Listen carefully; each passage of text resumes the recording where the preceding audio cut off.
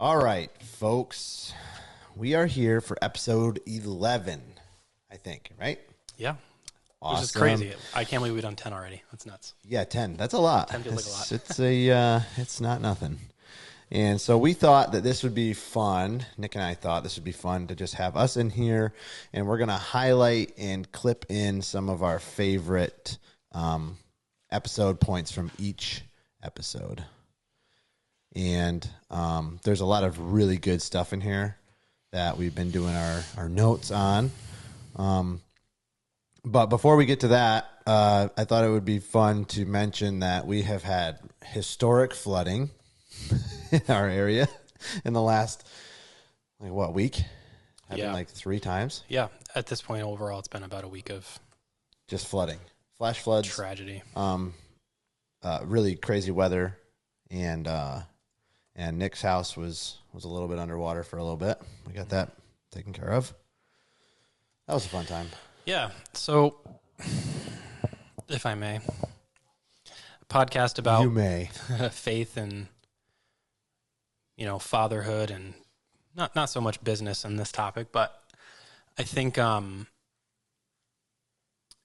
think today authenticity is a pretty valuable attribute in pretty much anything. Mostly we talk business and whatnot. And I think that anything that you do nowadays, if authenticity isn't like a huge part of the model, generally it's not going to work out with audiences these days. Anyway, I digress.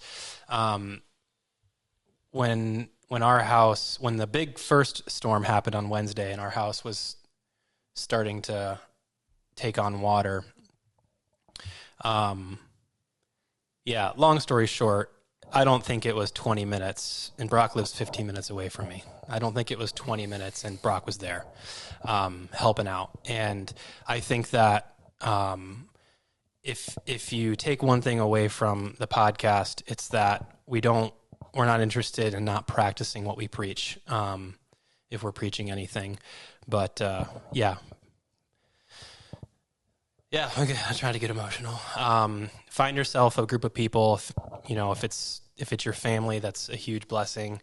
But however you manage it, surround yourself with people that are there for you. And long story short, Brock was a huge part of recovering our house before things got too bad. And I just want to heap praise on him. If this podcast is about everything that showed up that day, taking care of each other, valuing, family, friendships. It's just, I couldn't be more thankful for the family that I have. And Brock showed up and kicked it into first responder mode. And thanks. It's a little more than that. I feel very blessed, and I won't go too deep down the hole of how thankful I am. But Brock is the real deal. He's the real deal, man. Wow. Yeah, you're my Thanks, podcast partner here, so I'm going to heap some praise on you. Well, I didn't see that coming.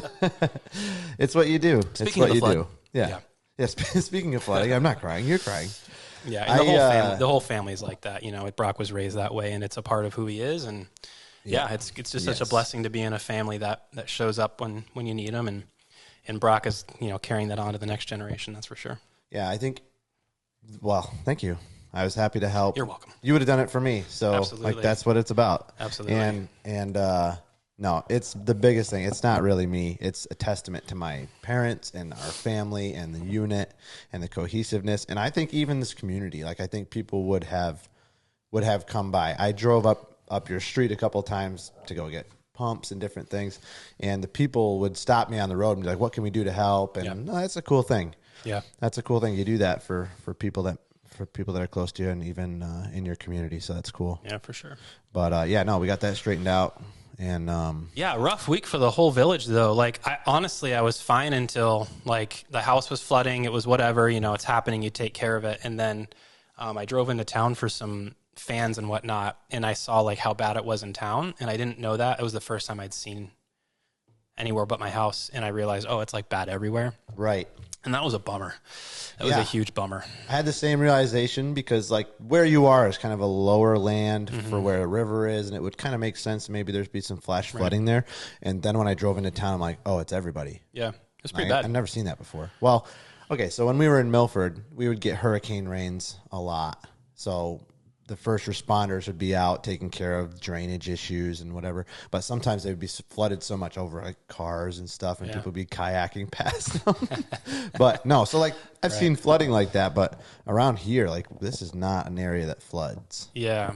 So it was kind of crazy to come through town and see the damage. Yeah. Well, I hope it's not a normal thing now, because that would stink. But yeah, I mean, like, did you hear about Rome? I saw that. Yeah, Rome had like a tornado. Watertown had a tornado. Sackett's Rome, had something.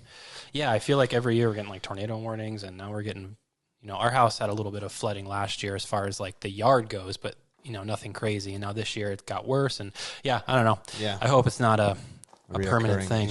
Yeah. Yes. I mean, like for everyone else's sake, like it kind of exposed the town a bit. Like I thought a little bit about like the engineering behind sewer systems. Did I tell you about this? No, but I don't know. There's been some conversations I've seen online. So this is the way my brain works, and I don't know if I'm a bit of a bore here, but I'll do it anyway. So I got thinking, like, knowing that the sewer in town backed up and water was kind of coming out of the sewer system as well as from the sky. But most of the flooding was probably because the sewer systems were backing up. Yeah. And I was like, man, that's interesting how, like, if you think back to when the sewers in the village were first, like, put in, they don't just I don't know if any of this is true, but I'd assume that they don't just, like, throw pipes in the ground and hope it works. There's, like, math and engineering behind it. Yeah. And for our area, I'm sure they're thinking, Northern New York, how much snowfall do they get a year?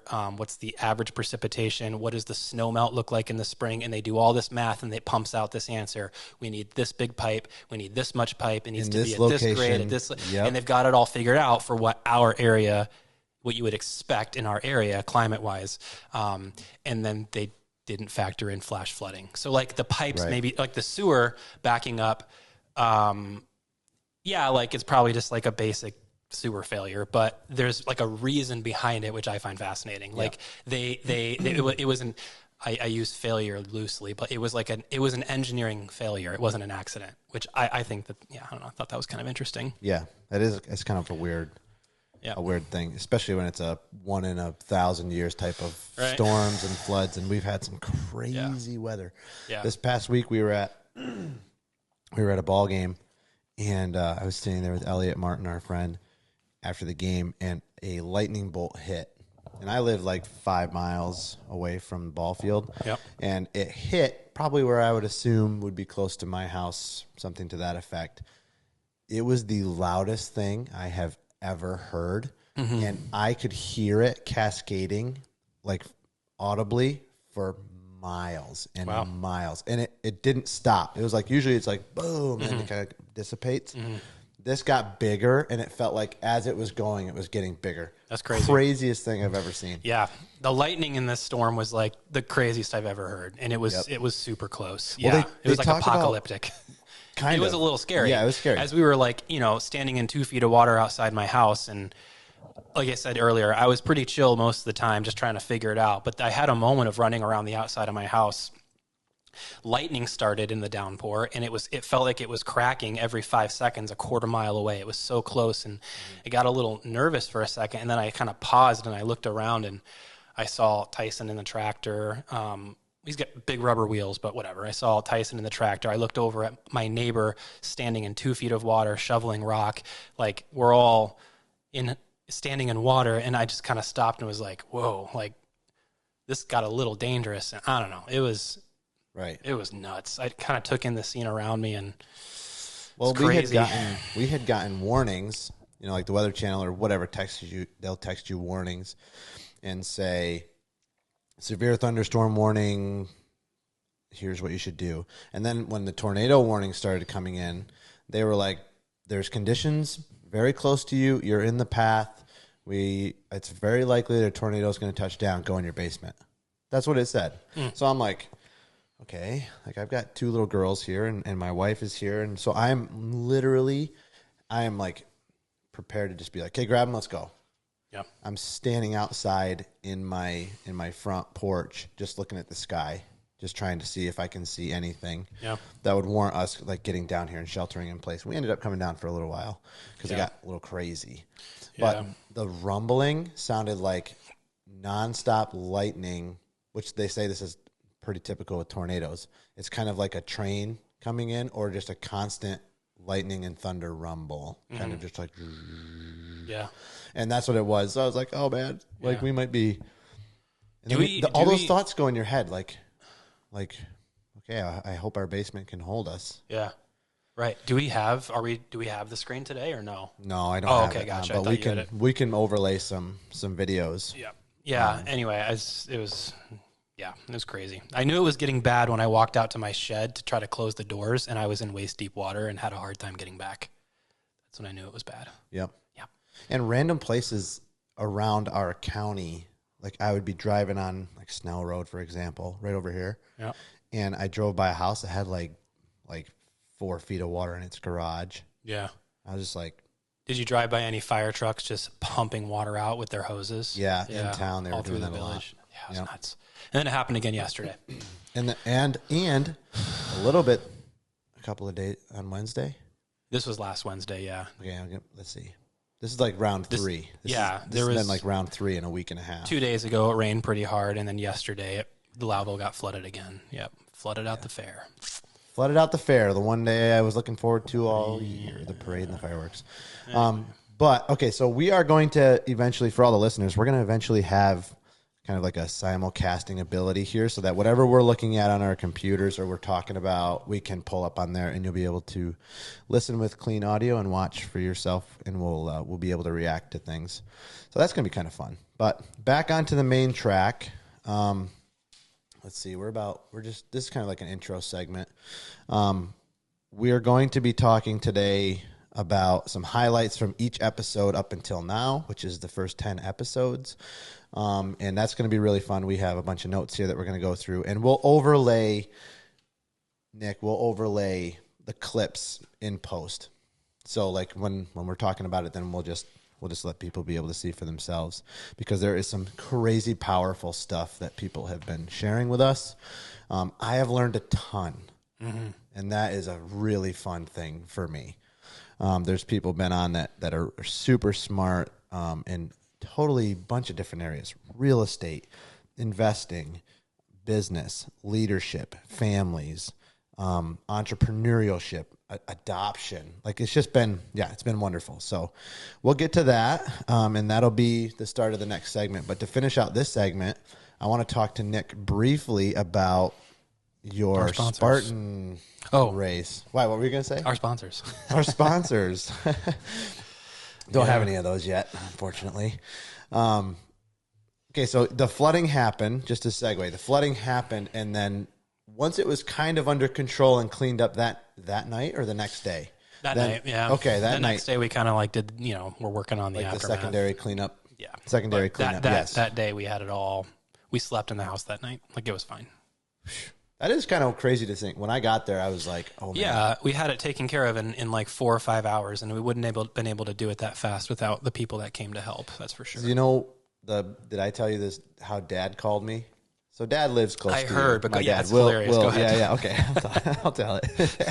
This is kind of how it is. So typical. I didn't have a lot of water damage here. Like there's a little bit of water maybe coming through my garage doors, whatever. So I'm not thinking it's that serious other than the warnings that were sent.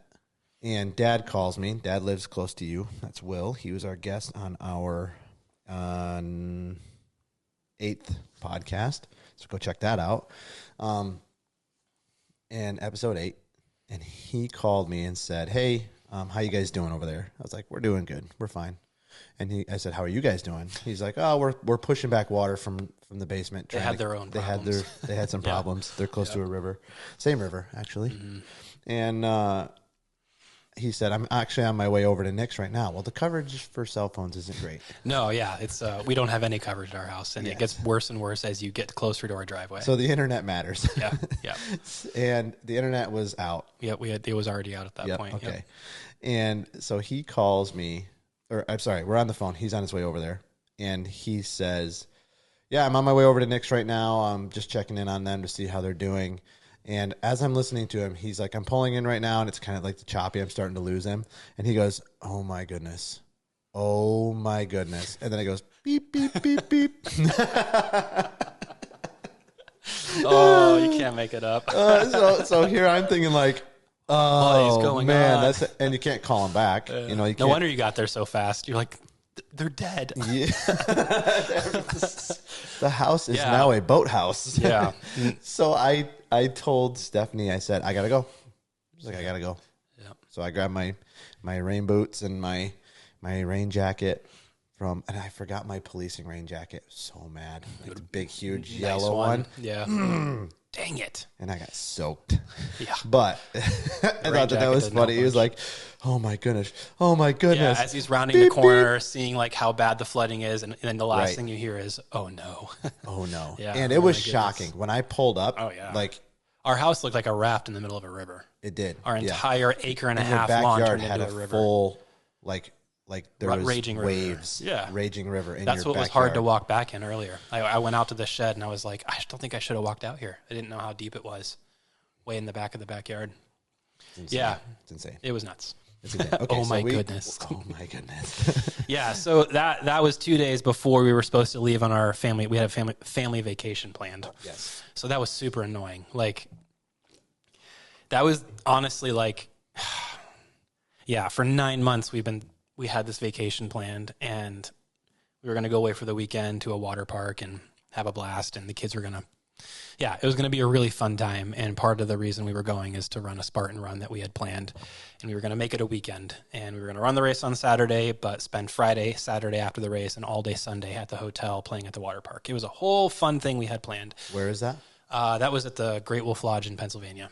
In the Pennsylvania. Poconos. In the Poconos. In the Poconos. Yeah, just a quick jaunt down, 3-day weekend, 3-day vacation, have a blast, come back, life goes on. And then, 2 days before, we had the flood, and it wasn't super stressful. I was more like, man, the last thing I want to do right now is go and run this dumb race now. Like, that was kind of annoying. Like, I had a bit of a little moment for a while, like, just super annoyed that I had to go and do that, but it didn't last long. It was fine. And we ended up having a really good time. So, yeah. So the Spartan race is what they have different lengths.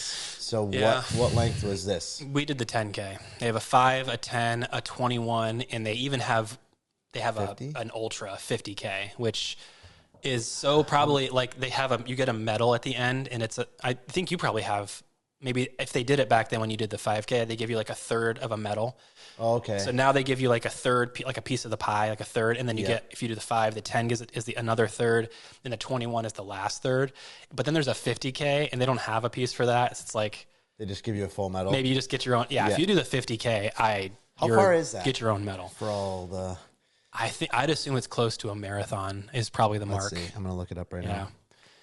Let's see, a 5K is 6.2, or a 3.1, a 10 is 6.2, a 21 is It's a 10. little over 31 miles. okay. So it's more. I than a don't marathon. understand it. It's Don't know how Wow. you could do it. Like, I wonder how long that would take. physically don't understand it.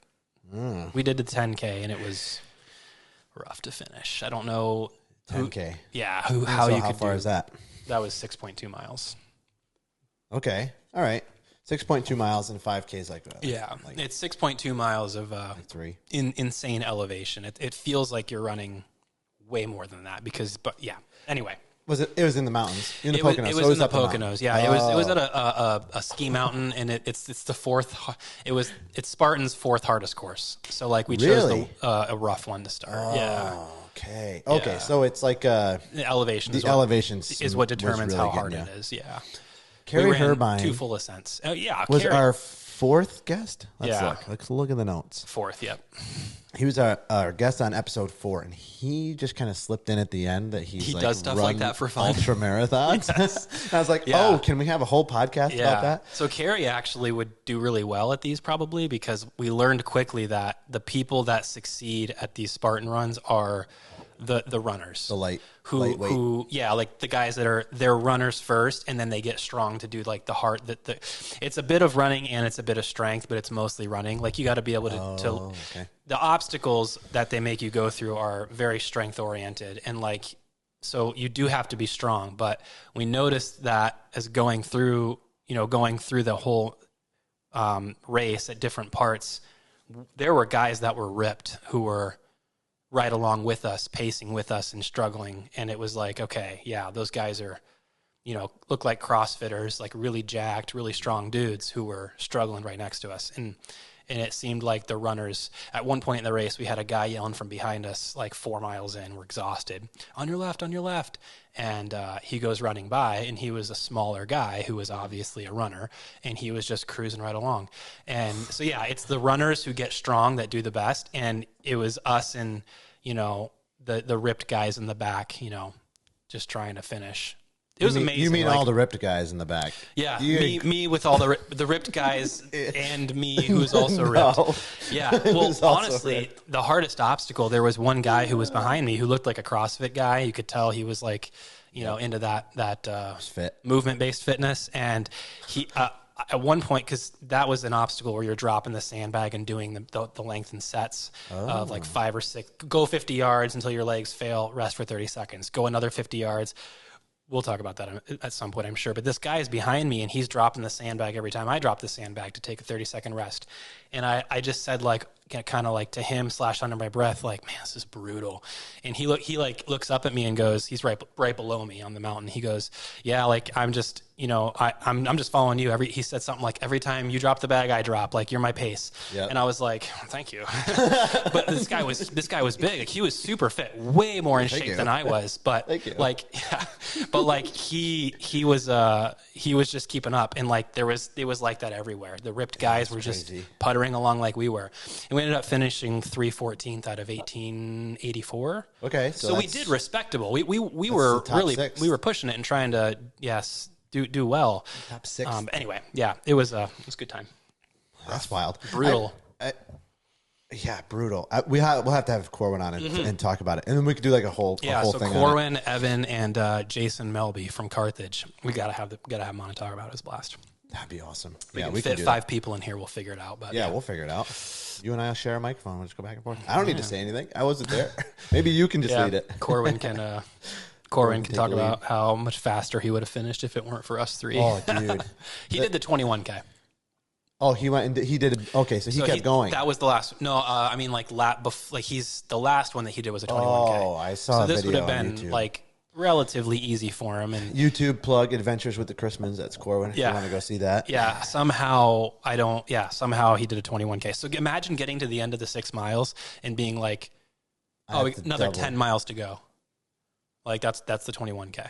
Yeah, it's 16 miles. Can't even imagine. I mean, I can't even imagine. I would love to be able to train for something like that. It's funny that you said about the thinner, lighter weight runners do better on those. The strength conditioning. Yeah, it's conditioning. The strength components of those, at least the ones we did, were kind of like, I think anybody could maybe do this. Like, you have to pull a 50-pound bag up the, right. Yep. It doesn't take a crazy amount of strength to be able to do that, but the running portion is where you make up all your time. Yeah, if you can, the way that you would train for those is run lots of hills, because if your lung capacity and your conditioning is there, but then also your legs can make it the whole way, you'll do good. Yeah. It's the cramping and the muscle failure that happens if you can train to avoid that, you're good. That's why I don't understand some of the guys that I watch on YouTube, like Nick Bear. You know Nick Bear? Sounds familiar. He's the CEO of BPN. Okay. And he's ripped. He's huge. He's jacked. Yeah. He's like a big guy, and he'll run 100 miles marathon. Yeah. Like he did Leadville 100 and like these other things. I'm like, that's a different kind of hybrid athlete. Yeah. So like, how can a big guy like that? And he's running like sub 3 marathons. That's nuts. Yeah, that's Corwin. And he's huge. Yeah, that's Corwin. Corwin is like right on the threshold of being able to push his training to that level. And he should do that. I mean, encourage him to do that. He's obviously in great shape, and he could, but he has the endurance side of it too. Yeah, he could run a 6.5 minute mile right now, and he could make that better. Yeah. But he could wake up and run a marathon. Like he actually, I've followed him before, long time ago. He was into running, and I think he was training for a half marathon. Mm-hmm. But he would just be like, I'm just going to go run 15 miles. Just go run 15 miles. What is that? Yeah, that's like that? you gotta like pack a bag for that.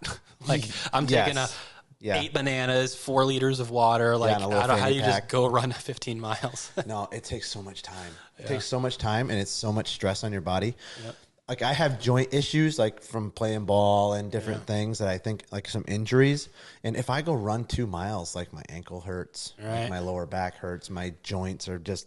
So I would love to run. I would love to get conditioned enough to run long distance. Yeah. Can we make roads flat, please? So my right ankle doesn't hurt all the time. Oh yeah, because they all They're veer all off to the slanted right. off. And if you're running on the right side of the road, your right ankle takes a beating the whole time. Just run right down the middle. Like, Well, sometimes I do that. sometimes I do that. Right? And it's like Frogger. Yeah. I'm just dodging cars the whole Yeah. time. Well, you guys did the 5K in Ocean City, right? Yeah, we did. Well, okay. What was that like? Because now I'm super curious. Like, was that all on the boardwalk? Was it like, what was the Spartan in Yeah, in because you know Ocean like? City. Yeah. But okay, well, we're gonna lose feet, and then so we're gonna go to a break, everybody, and then when we come back, I'm gonna talk about the Spartan race that we did in Ocean City, Maryland. Crocs. Calder did it in Crocs, so that's a real I'd teaser be for the so next mad. segment. and then we'll get into the episodes. Roger. All right. And we're back. We were just talking about the Paw Patrol phase for the kids lasting. It's not a phase; it's a lifestyle. Like, I mean, it. my daughter wears Paw here Patrol for it. diapers. Rocky wears Paw Patrol underwear. There's Paw man. Patrol T-shirts. There's Paw Patrol toys. You can probably go to concerts too. I Yeah. know people Well, do they've that. been. My kids have all been to a Paw Patrol play. Like, it really is a lifestyle. I didn't take So them. buckle Grandparents up took is what them, you're but telling me? buckle up. Like, they once Paw Patrol has done an amazing job of capturing your children, and then they keep them forever. It's a good marketing ploy. Whatever they're doing it right. Yeah, like my 2.5-year-old stuck. daughter. She's not wearing Disney princess diapers. She's wearing Paw Patrol diapers. It's Yeah, unbelievable. they got probably in with Walmart. They're in deep with the marketing. Yeah. They're in deep with it. And then we were talking about energy drink flavors. Yeah, rain's clutch. Yeah. I do like the there's a package of C4. They're doing popsicle flavors now. Mm-hmm. I can't imagine why I'm having caffeine issues. Yeah, that was one of them. They had a frozen popsicle flavor that tasted like a frozen popsicle. Amazing. How do they do that? Frozen fruit punch popsicle. I don't know. Okay. Anyway. All right. Before we went to the break, and then got sidetracked with Paw Patrol. You wanted to hear about? Yeah, like, okay, so having done a Spartan race, I'm now curious to hear how the one went in Ocean City, because I didn't really get to see you guys do that, so I never really knew like how it went for you guys. Like, I heard that Calder did it in Crocs, and anyway, the myth of the Crocs Spartan run. Yeah, like, was it hard? Like, what was it like in Ocean City? So that was a 5K on the boardwalk. the sprint, they call it. Yeah, the Spartan sprint, and it was kind of like, 5K is not super short, but No, it's not. But it was kind of winding through the streets, onto the boardwalk, onto the beach, back to Yeah. the boardwalk, up the pier, different stuff like that. And then you do. I actually think it had a 19 or I don't know how many like elements that you had to do. 20 probably. Yeah, Yep. and If it's the same as it is now. So we were on vacation in Ocean City, and all of a sudden we were walking the boardwalk one night, and we're like, "They're setting up for some kind of event." Yeah. here. And so Calder was like, "Oh, cool! I wonder what it is." And then we saw a sign for a Spartan race. We're like, "Spartan races are cool." They weren't new back then, but like No, hot and fresh probably. yeah, like newer, Yeah. but not like people knew what they were. Yeah. And so we're like walking the boardwalk and seeing all the cool. What do you call them? The vendors or No, like the the activities. obstacles. Obstacles. Yeah, sorry. Yeah. I can tell I'm not a Spartan race Neither am I. enthusiast. So the next day they started in the morning with the competitive one. So we're watching Yep. from our hotel and we're like, oh, cool. Okay. And we had found out that the registration for like the amateur side of it was at 2:00 or something. We were actually all the way at the end of the boardwalk, just walking on like a Saturday. And we saw that everybody getting ready to go. And Calder and I were like, Could you do that. do it? Wouldn't that be Just do fun? it. Like I was dating Stephanie and Calder was single at the time. And you just broke your microphone. Equipment malfunction. That scared the crap out of me. Jeez. Okay, go ahead. And so we actually ran a mile back to our hotel room to get changed, To get warmed up. I guess, or bike. I think we biked. And we Biked, biked back and started the Spartan race. It was a blast. Like we Calder was in Crocs. That needs to be very clear. In Why? Crocs. Is that just all he had? I don't know. Don't remember. I guess. Nuts. Maybe he He's a didn't wild realize. man. Yeah. So he's like all over their YouTube and their Instagram things. This guy was following him around like, look at Calder out here. He's killing this course in Crocs. No and I'm way. like over there struggling. That's awesome. He was waiting for me. Okay, so we ended up at like finishing with a pretty competitive time, even compared to like the professional competitors that are going for the money prize and everything. Okay. We finished with maybe like 20 minutes or 15 minutes less than them, something like maybe even less. Maybe it was less than 10. I think it was less than 10. Yeah. Calder was waiting for me most of the time. Like Calder has an engine that doesn't stop, and he's one of those guys too, like Corwin, where he could just go and just go forever. Yeah. Like Energizer Bunny, just doesn't stop. So he was doing, and he's very strong. Calder's very strong, especially for. Yeah, he's perfect for. He's perfect for that kind of thing. So I told him like he should get into training for those and competing. So he's just like running the boardwalk in Crocs, and he's in the beach, and he throws the spear right in the center of the like. I'm just crazy doing, and he's strong enough to do all things. The monkey bars, like the monkey swings and stuff. Like he's like just goofing around on him, like swinging backwards and forward, waiting for me. I'm like struggling to get across, like trying to reach the first one. Yeah. The best part about it is like we have video of that, and maybe we'll put some on there because like he looks so effortless. Like even his swings, like he just kind of gets it. He got to the end at one point and like hit the bell and then like kind of just like rotated mid-air and just kind of like swung for a little bit. Did a backflip off of it. And then went basically, and I'm like my fingers are falling off before I have to do burpees if you don't do the. Was that the penalty? Yeah, 20 burpees. Rough, dude. For every obstacle you don't complete. Yep. So our penalty was they said it was going to be a quarter-mile loop. So depending on the competitive or the race that you do, or the open, which heat you're in or whatever, the penalty can either be 20 or 30 burpees or a quarter-mile run. Oh, my. Which if you do a quarter-mile run and you fail, all of a sudden your 6-mile race turns into 8 miles. So it's not exactly a great substitute, but like I'd rather do a quarter-mile than 30 burpees when your legs are cramping and you can't. So anyway, it ended up being like a 100-meter run. Like every penalty was like a 100-meter loop. It wasn't even a quarter mile. So you guys had to do burpees for yours. Burpees in the sand. That and there was like fireman carries like through the sand. Like that was any workout on the sand, it's rough. Like 10 times harder than normal. Yeah.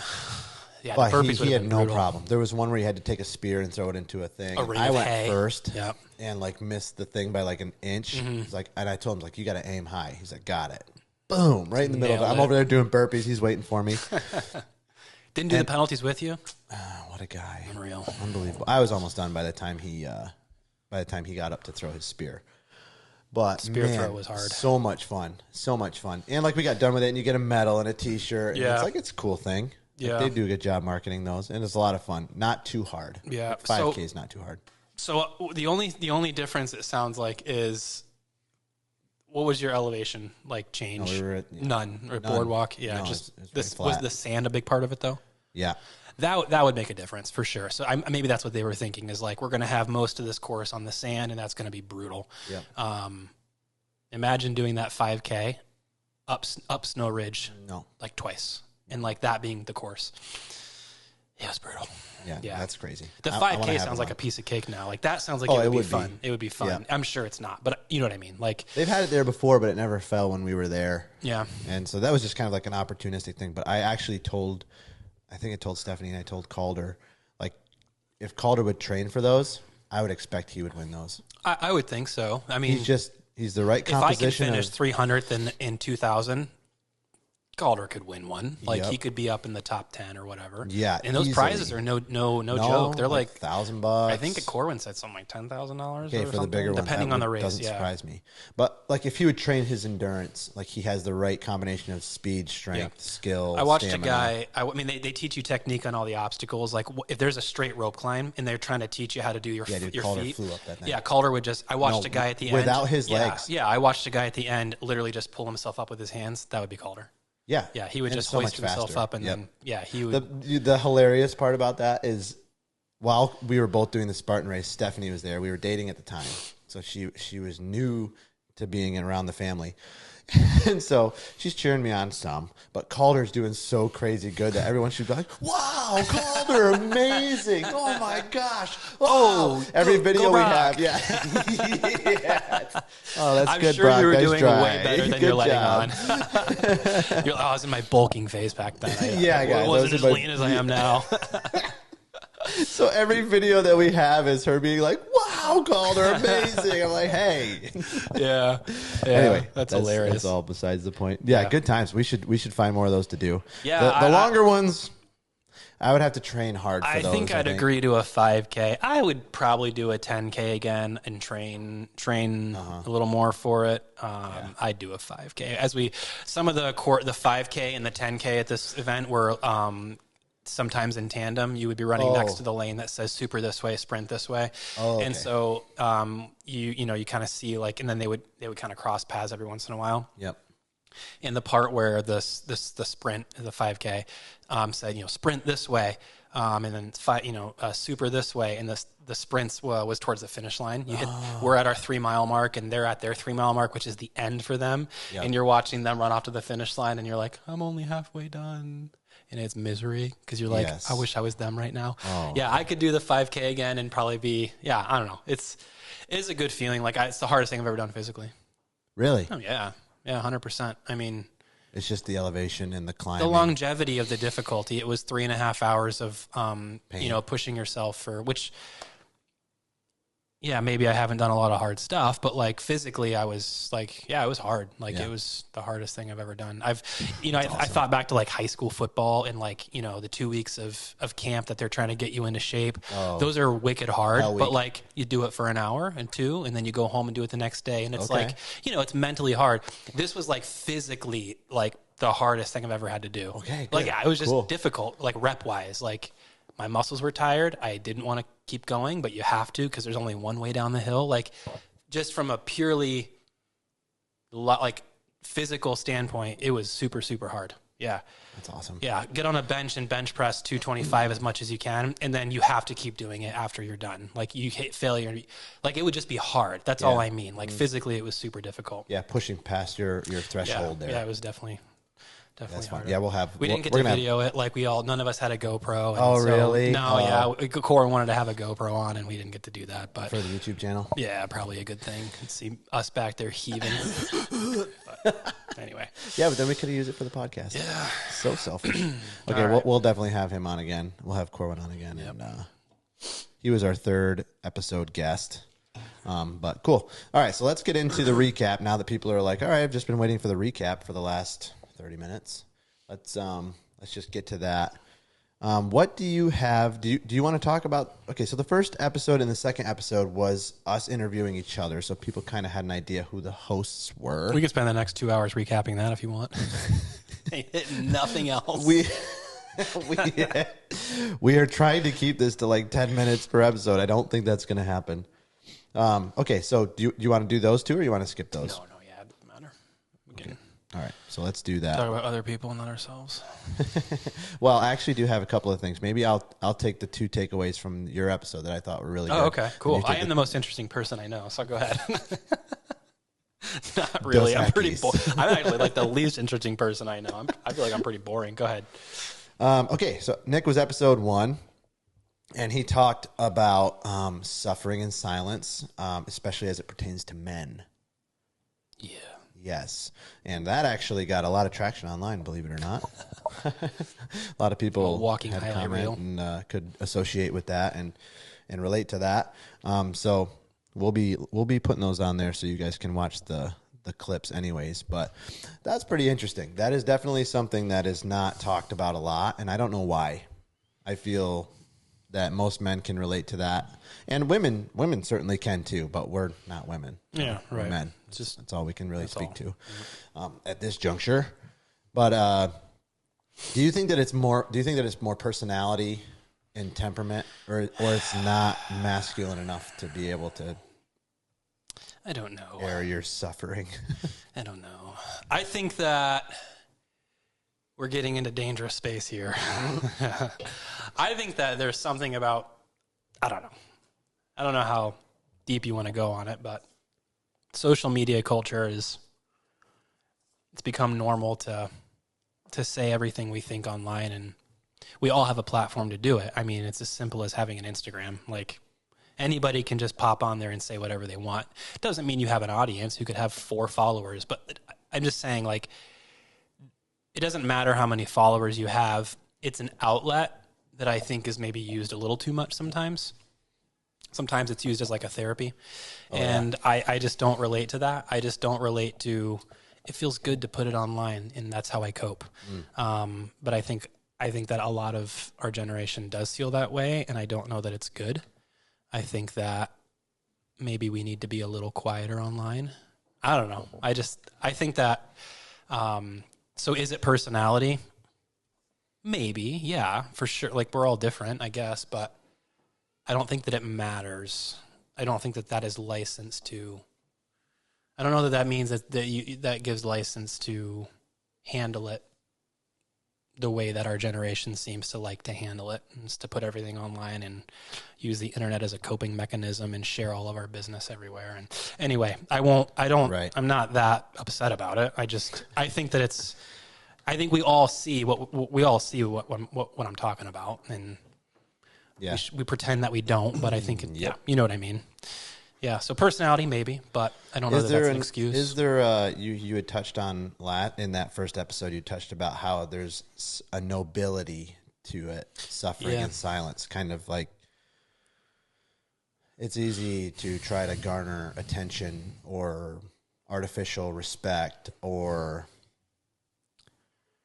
eyes to your suffering for your personal gain, your personal insecurities. Yeah. And it's kind of, I don't agree with the Sigma mentality that is so popular these days. How dare you? Yeah, I'm not saying that everybody needs to. Yeah, I don't mean that to say, like, don't accept help, don't want community around you, don't want any help, suffer in silence, and not at all. I think that that's wrong. I just mean, like, there's a certain biblical relevance and value to privacy, and the Lord is your blanket, and taking things to him first. And he doesn't want us praying from the corner. He doesn't want us. The Lord is not chaotic, and we are not supposed to be chaotic either. And I think that there's a certain value to having a not chaotic disposition and trying. Yeah. But to say that means don't ask for help, don't have community around you. I don't want those two concepts to be conflated. I think, I don't want to be mistaken for saying be Sigma, like, be stoic and be Sigma. No, but like not like that way. Yeah. Just there's have wisdom. There's a pendulum swing. Yeah. Have wisdom. Be a emotional rock. Emotional intelligence. Yeah. Be a rock for the people around you, for your family. Don't be chaotic. But when it comes to standing on the corner, and don't do that either. Like, I don't know if that makes sense. Projecting maybe a false view. Yeah. Yep. Yeah. But definitely community is super important. I think we've stressed that. Yep. We had mentioned a couple times, too, in other episodes about emotional intelligence, and that's another thing that you mentioned in your episode. I thought that was interesting. We definitely talked about that. Man, it feels like probably 4 or 5 times. But it also ties into what you're saying. You have to be emotionally aware and intelligent to your predispositions, your personality, how you relay yourself, and the vices that you might have proclivity towards.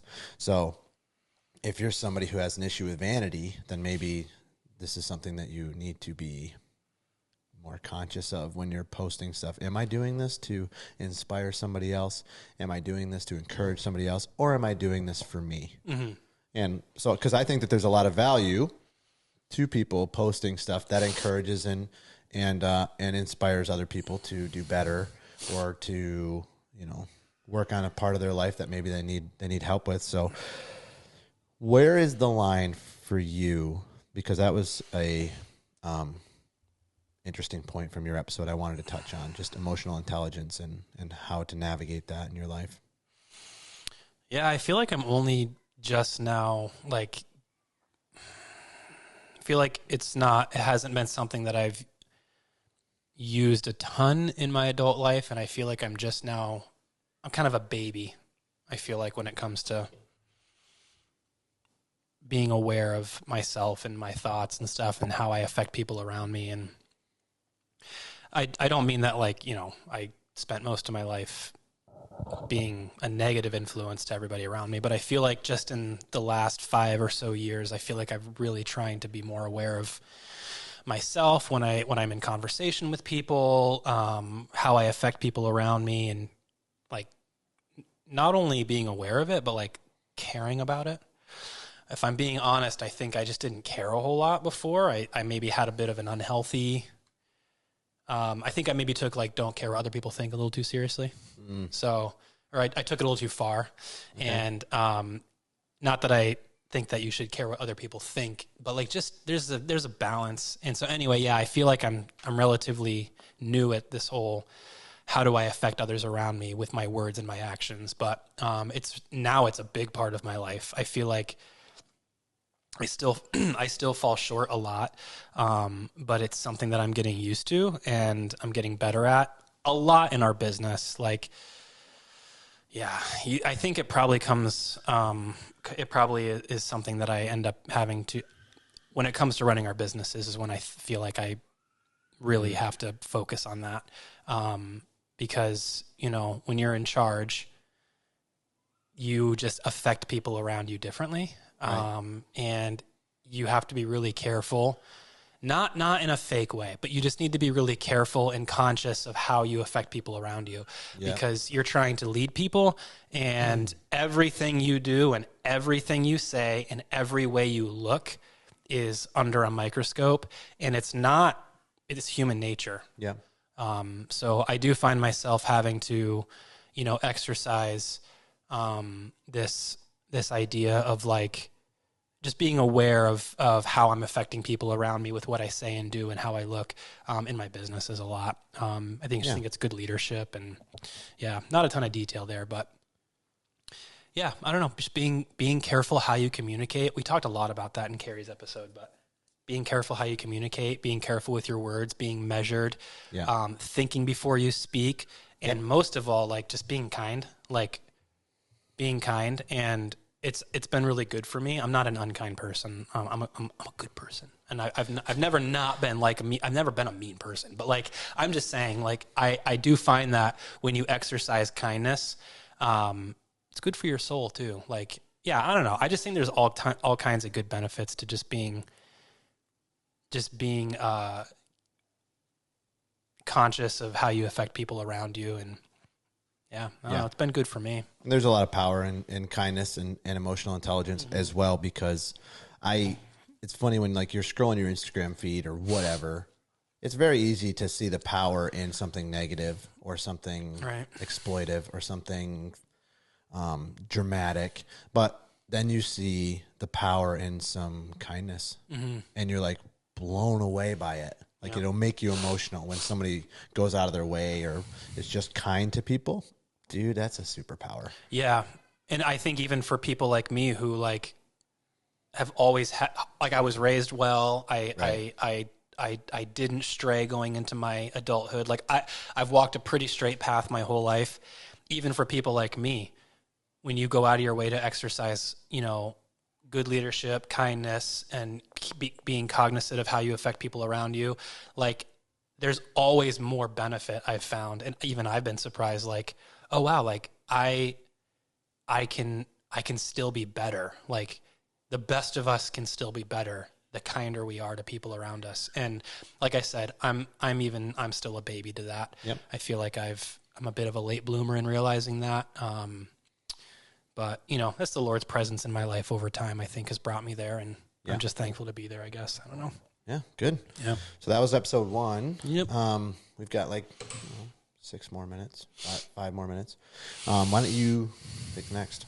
Yeah. So episode 2, episode 1B really was We had, Brock on here. We talked a lot about your like life experiences and your, I think we talked a lot of that podcast. We talked about your police academy experience and all of that. I just love hearing those stories. Like I'm the guy that listens to like the 11th podcast about this Navy SEAL who went through buds, and I've heard it a million times, but like I'll always listen to it because I'm a dude. So anyway, I love hearing that story. I want to know.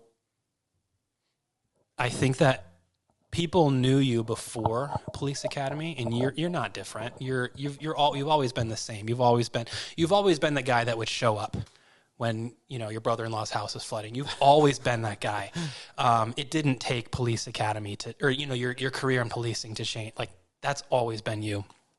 But I'm curious, like if you had to self-evaluate, how are you different? How were or are you different now than before you went into the policing career and all of the stuff that puts you through? Like I think it's pretty obvious that it's like guys that come home from, people that spend time in the military and the service, like that's policing, man. It's a service. How do you think it grew you spending all that time just not only seeing what you saw, but like being pushed, like the academy pushed you and changing you and molding you? How do you think you've grown? How did it grow you? That's a good question. I think on a personal level, I grew up a lot quickly. Like I learned how to deal with stress way better. I learned how to persevere through difficulties way better. I learned the power of command presence. I learned the power of regulating your heart rate and taking a deep breath and stepping back. That's just kind of lifelong stuff that I'll have forever that you have to have in life. Besides all of the difficult things, that whole career, and we'll have you wanted to have another episode about policing, like the career side of it. I think that it was mostly eye-opening for me, the frailty of life and just how quick it's gone. Like I've been to enough calls, thousands of calls, where it was that person's last day, and they didn't have plans for that, and their family didn't have plans for that, and life is fleeting and it's precious, and you have to like take it seriously. And learning to live in the moment since being out of policing is one of the biggest things, because you're not guaranteed to be here tomorrow. How do you not, maybe you don't, I don't know if you can be honest, how do you not let that sink in? And is there any kind of worry or panic associated with that realization? Just there's a protector in you, probably like thinking about your family. And that's where my mind goes. Yeah. Like how to protect them as much as I can, but protect myself, not for selfish reasons, but for them, because they're better off with me here. Mm-hmm. But life is just, it's not an easy thing to grasp or grapple with. I don't think people really understand it unless you've had that in your family, which most people have. Like it's just a wrong turn, or it's just a freak accident, or it's just walking across the street.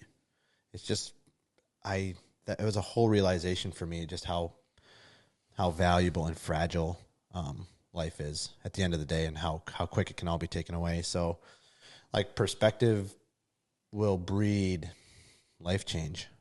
And that's what it did for me. There's a million things that process taught me, the academy taught me, the career taught me. But that's one of the things that I think about a lot, is just take every moment you have right now and take it seriously and try to live in that moment, because you're gonna you're going to appreciate that. Even if you live and you live long, the one thing you're going to appreciate the most is that you were present in the moment, and everybody around you will know that and will see that. So, yeah. That's legit, man. Yeah, like it's heavy stuff, and it's, I don't know, it's kind of hard to think about. And then once you correlate that with the stuff that you've seen, it's kind of like, yeah, there's power there. You have to focus on what matters the most. Yeah. Because it could be gone. Yeah, I think that we all know that, but unless you've been through some things that you've been through, or, you know, my dad spending 22 years in the military, things that he's been through. Yeah, I just got to trust you that it's true. Because, like, I haven't seen the things that you've seen. Yeah, it is. It sounds a little different coming from you than it would coming from me. So, yeah, maybe. Yeah. We're gonna lose feed here. I say it's legit, but no, it's legit. I know it's legit, but like, you really know. Yeah. You've seen things. Yeah. Yeah. Thanks, man. Yeah. All right, let's get to the next episodes when we come back. Cool. We'll take a break. And we're back. We were just finishing up on how policing has changed me. The other thing that I will say real quick before moving to episode 3 with Corwin's episode is Corwin Christman. I'm hyper aware of danger. Like, Stephanie actually just last night was talking to me. Like, she's like, "Do you do that?" I don't know what we were thinking of. Oh, she was watching Jenna Egensteiner's podcast, which was our 10th episode. And there was a point where we were talking about mental preparedness for things. She was talking specifically about contracts, negotiations. But I had made a comment on that episode about my policing job and how I was watching doors and watching hands, and I like to sit to, I can see somebody come into a restaurant if I need to, and I can protect my family, and where's the exits and stuff like that. And she goes, "Do you do that like all the time?" And we've been married for 4 years, been together for 6. I'm like, all the time. Like, if you were inside my head, you would have no idea. Yeah, there's no messing around when it comes to your wife and children.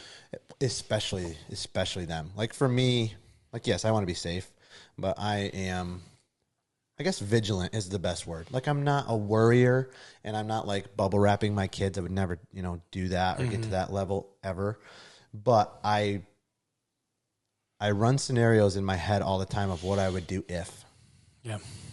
And so that's kind of the way my brain works. Yeah. I've been in a few situations like that where I actually like had to run those scenarios in my head. A couple years ago, we went to on a family vacation. We were on the way home, we stopped at this huge bounce house place and spent the day at this big bounce house park. Sweet. And a disgruntled employee came in and was yelling about his, it was a whole thing. And it was like, I started scanning for exits. I started like, where are my kids? Yeah. Where's the path of what's the exit strategy? Like, it's no joke, man. Like, nope. But you got to be there before it happens. So there's definitely like that, that's the wrong time to start planning. Like, you got to kind of be there already so that you're ready for action. But that's no joke, man. No, that's what, and policing, I guess, expounded on that. Like, there's a natural instinct that fathers and husbands have, but I think I would be remiss if I didn't say that greatly emphasized the threat of danger, the possibility of danger, what could happen. You should be prepared. Because it's not just me anymore. Like, I have responsibilities for my kids and for my wife. So if there's a situation that I can think of in my head, man, it gets so intricate. I'm like, well, what if this guy pulls a weapon from his right hand and I'm 5 feet away? Like, I run these scenarios all the time. And it's, well, the Ocean City incident, we got to watch you in action. We got to hear about it afterwards, and I don't know if I don't think we've talked about that on this podcast, but yeah, we didn't talk. Got to watch you in action and got to hear about your thoughts afterwards, and like, that's legit. Like, I mean, we like literally got to watch your training manifest. That's how it felt to me. Like, your instinct in that situation was like, whoa, like, it's legit. Yeah, and the best cops have that because they slow is smooth, smooth is fast idea. Like, they mentally prepare so that when they're in the moment, they can make cool, calculated decisions in high-stress situations. That will save your life. The Ocean City situation wasn't quite to that degree, but what's the right decision based on the information I have? I need to make it now, and I cannot make a mistake. Right. And Yeah. That's a whole other thing. We'll talk about that in the police episode because that is literally what it comes down to. Yeah, that was crazy. Yeah. Okay. Yeah, so Corwin. Christman was episode number 3. Yeah. This was one of my favorites. I'm going to say that about everyone. Yeah, like that at the time that was our favorite episode, but then every episode after that was so good too. Yes. So Corwin is we've talked a little bit about him with the Spartan race that he just completed, but Corwin is a disciplinarian in the best way. That's what I would say. And even, as he would say, to a fault with his fitness career or fitness journey. But I look at him and I'm like, if there was somebody I wanted to talk to about becoming more disciplined, like, he's up there. Yeah. He's up there, especially for people that you know. And he's an entrepreneur. He was also in law enforcement for 5 or 6 years. And so it was really good to talk to him. We didn't touch about law enforcement very much, but some of the things that I have highlighted that he said was regarding discipline and mental motivation. He quoted to say, "What do you want now versus what do you want most?" Ultimately, it is a choice. Yes, your body has to move and get in the car and drive to the gym or go down to your basement or put your shoes on, whatever. But the mental side of it is like you have to be strong enough to even have the desire. And it just goes back to what do you want now versus what do you want most. And that, I know for a fact, resonated with people because they've come up and told me that much. Delayed gratification.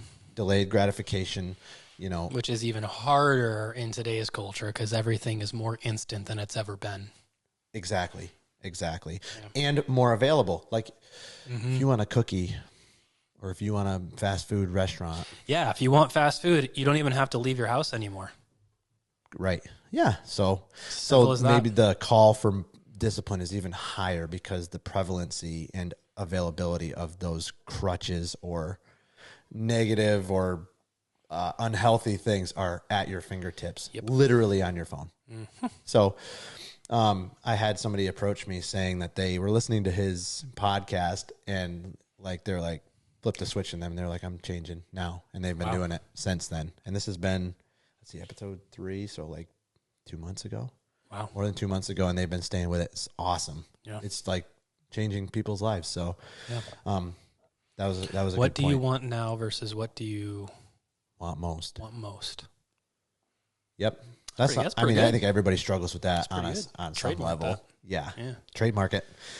Another thing he said was regarding marriage, he was talking about selfishness being the number one killer, and how selflessness breeds the reciprocal response from your spouse. It was a shock to him that when he started to be more selfless, his wife reciprocated the same way. Yeah. Which we heard in Will's podcast too. So there must be some truth to it. There must be. Yeah. Selfishness is, I think, one of the biggest killers of marriage because being selfish, it just stops any sort of flow for the other person because you're just looking for whatever is going to satisfy you, whatever is going to make you happy, whatever is going to fulfill you. And it just, I don't know, for me, being selfless was something early on in our marriage I caught on to really quickly. And I realized that actually the best way for me to have a good marriage and to be served by my spouse is to serve her first. Always putting her first, always like saying what is going to benefit her the most. Because in return, it's kind of like sowing and reaping. Like me sowing all that selflessness just reaped the selflessness back. You know what I mean? Because then in turn, she was selfless. Okay, anything else from that episode? I have a couple more things. But yeah, I think I really always enjoy talking to Corwin about parenthood and parenting because he's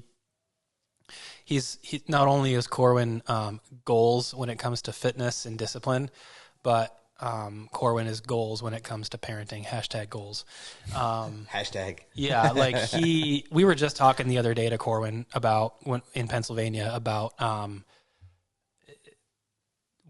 is there anything that he looks back on and regrets with his children? His children are now, his youngest is like 4 or 5 now. I'm terrible with ages. She could be 7. I think she's like 4 or 5. And his oldest is like 11 or 12 or how old is he? 13? No, I have no idea. His children are getting older now. He doesn't have babies anymore. And he's at that stage where he's starting to see his kids grow up, and he's like, beyond they're all still young, but he's starting to look back and he's at the stage where he could have regrets. But one thing that he said is, he feels like 95% of the time, I'm hope it's okay to share this, Corwin. 95% of the time he, preferred his children in making them a part of whatever he was doing, which we talked about that in the podcast. Yeah. Yep. But just, he feels like he doesn't regret putting, he doesn't have to have the regret of putting his children aside. Right. That 95% of the time, he preferred what was best for his children when it came to time. Something along those lines. Yeah, I have down that he said time and prioritizing the stewarding of your child's heart. Yeah, and I could just, yes. If you ever needed, if I ever need advice when it comes to parenting, and usually it's got something to do with spending time with your children. Corwin's like, he's a good role model for that. He is. So just hearing him talk about having the patience to include your children is worth it in the long haul. He calls it like putting money in the bank. It's investing in your children. And one thing that I never thought of before, the way that he put it was, it's not the only reason why you do this, but it is one of the big reasons why. If you want to see your children around you in 20 years, you need to have them around you now. And if you invest in your children now and you make them a part of your daily life, your daily work, your chores, your this, your that, you do that consistently for 18 years, you will then see them for the next 40. If you want your children to be a part of your life as they move on to adulthood, if you want them to come back and visit you, if you want their children to be a part of your life, invest in your children, because they'll stick around. You'll have a relationship that your adult children will want to continue. And that's the investment. And that was that hit home really hard for me, is because I'm sure we all know that we all know that it's a reality in life that families don't always stick together. Oh yeah. Families have a not so great time, like the growing up thing. And some parents look back and wish that they spent more time with their kids. It's a harsh reality that I don't like talking about, but we all know it's true. And there are families where the kids grow up, they move out, and they maybe how many times do they see their parents? We all know that equation, right? Mm-hmm. If you just stopped and you thought, you kind of change the way you think about things by saying to yourself, if I knew that I'm only going to see my parents or my grandparents 10 more times before they passed away or they passed on, how would that change how I see them now? We all know that that's a huge reality for a lot of people. Some people, their families, the kids grow up and there wasn't enough of a relationship built, and the kids move out. Yep. And how many times do they see their parents? Yep. For the next 40 years. Yeah, I don't want that to be my family.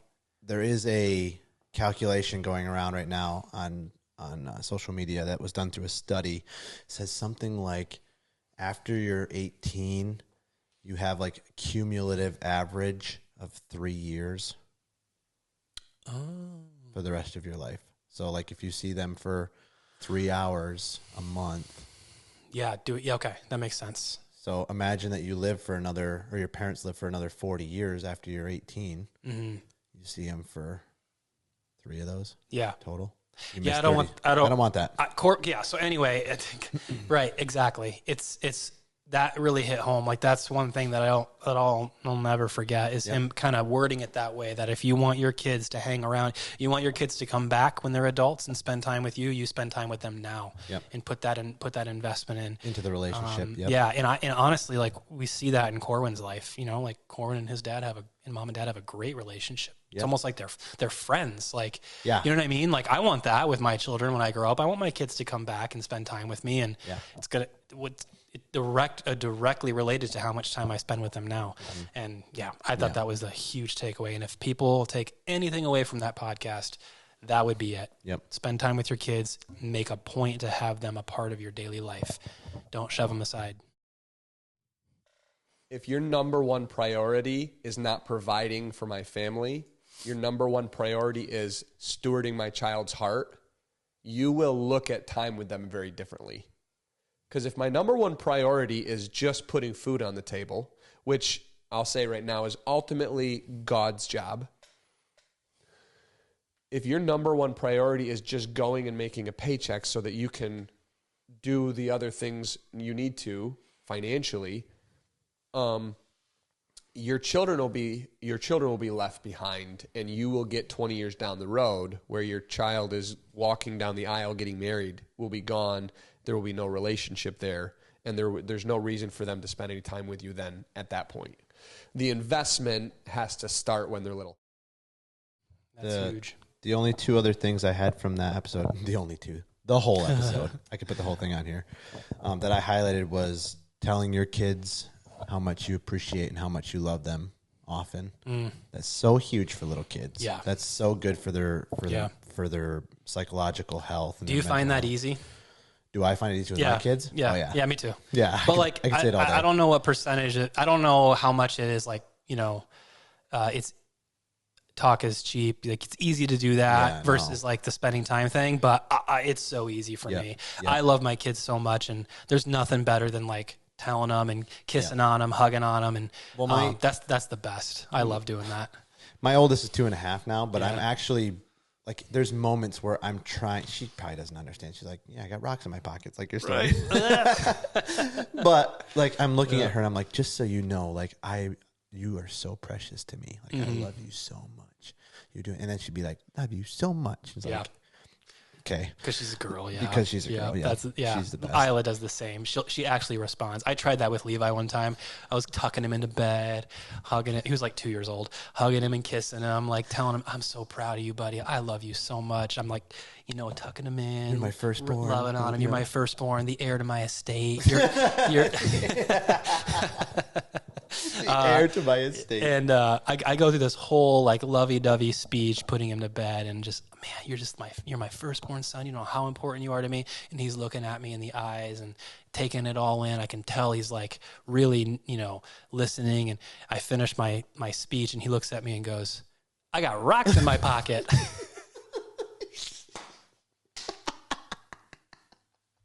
Oh, didn't hear a dang word I said. You were waiting for some like, I love you too, Daddy. Dad, you're the best. Nope. He's thinking Daddy, about I got rocks in my pocket. I got rocks in my pocket. Dude, that's kids, man. Oh, that's boys.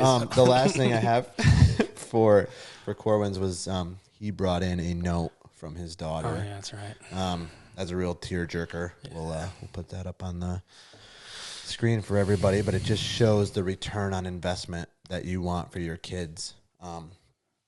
And how you can measure it and how you can see it. So that was a pretty cool thing. That was powerful. Yeah, that's a good way to put it. Yeah, being able to see it happen before your eyes. Yeah, it's amazing. All right, let's move to episode 4. So Kerry came on to talk about his leadership principles and how he thinks about leadership in the workplace, which does translate for him. He kind of translates it into how it works in your everyday life and in your home and his fatherhood and whatnot. But mostly, we got him on before he moved on to bigger and better things to talk about how to apply his leadership theories to the workplace. And that was episode 4.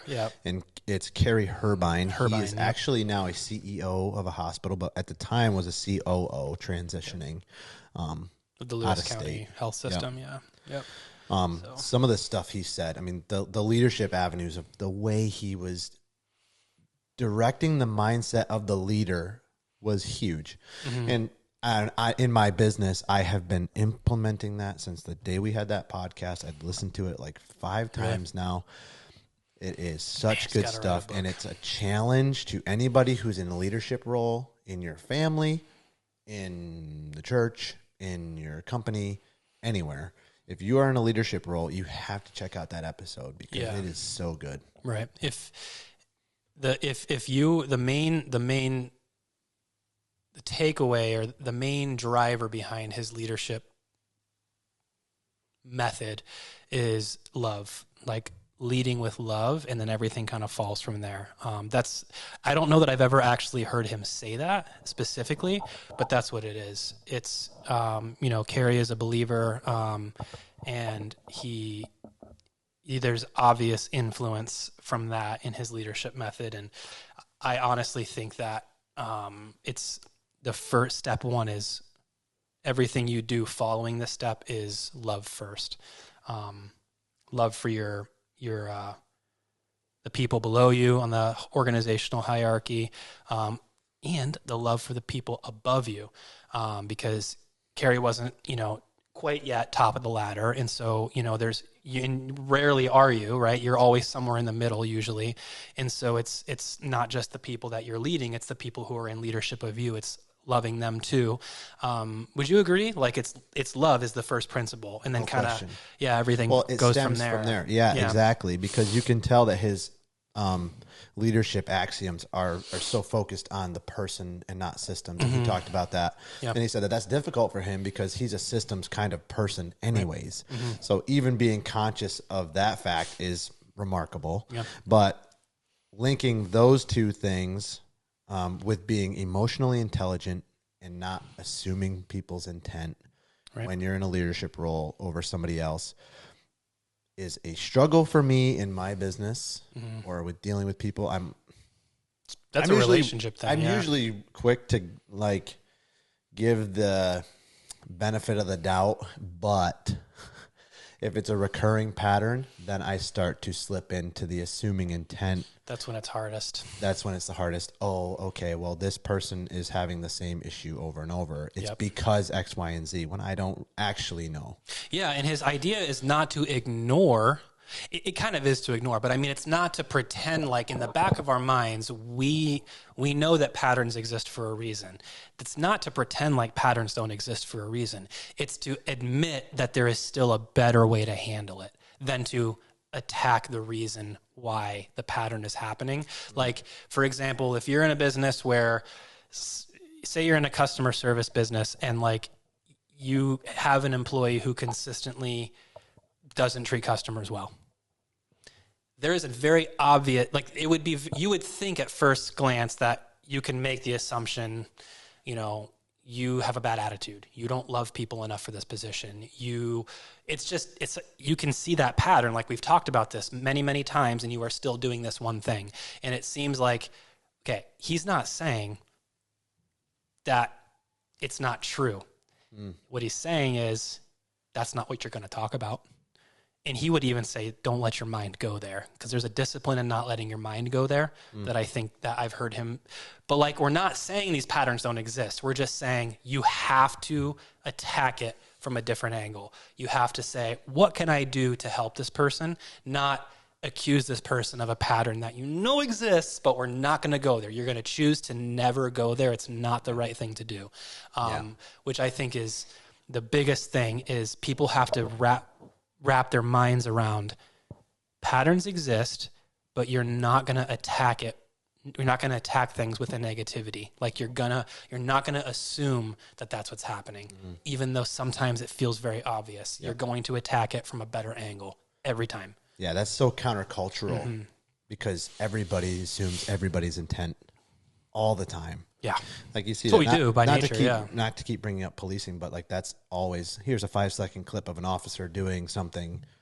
Let's just assume he's the bad guy and nothing else is, we don't have the full story. We know what his intentions were. So that's very hard in any avenue. Yeah. I think once you grasp that it's a choice to handle something a certain way, you really start to see the genius behind his thinking. It's a choice to handle things the way that you handle them. And it rubs off like your I guess your employees or the people that are around you will see that. Oh my gosh, they'll feel it. They'll feel valued. They'll feel I mean, you really just have to listen to the podcast. And when he writes a book, buy it and read it. That bad boy. I hope that comes out soon. Man. He did highlight one other thing, which was a leadership axiom that he referenced, and it was don't control results, influence thinking, which kind of correlates to the other two things that we had just talked about, not being a results-driven, oriented person where you have to have X, Y, and Z complete, but to influence the people that are making that happen and how you can encourage and help them to flourish. And then he was saying that the results are better. Mm-hmm. Like they're better. They're a lot longer lasting, and the results are just better. So it's interesting. Mm. The results are better and they're more sustainable. And there's an old leadership axiom, don't control results, influence thinking. And it really hits that. The results have been better over time and it is more sustainable. But if I get paid to do anything, it would be to fight that stress internally to create an environment where people excel. It's because of the relationships that develop through time. It is very binding, and that leads to enhanced performance and sustainability. Anyway, we could talk way more about that episode for sure.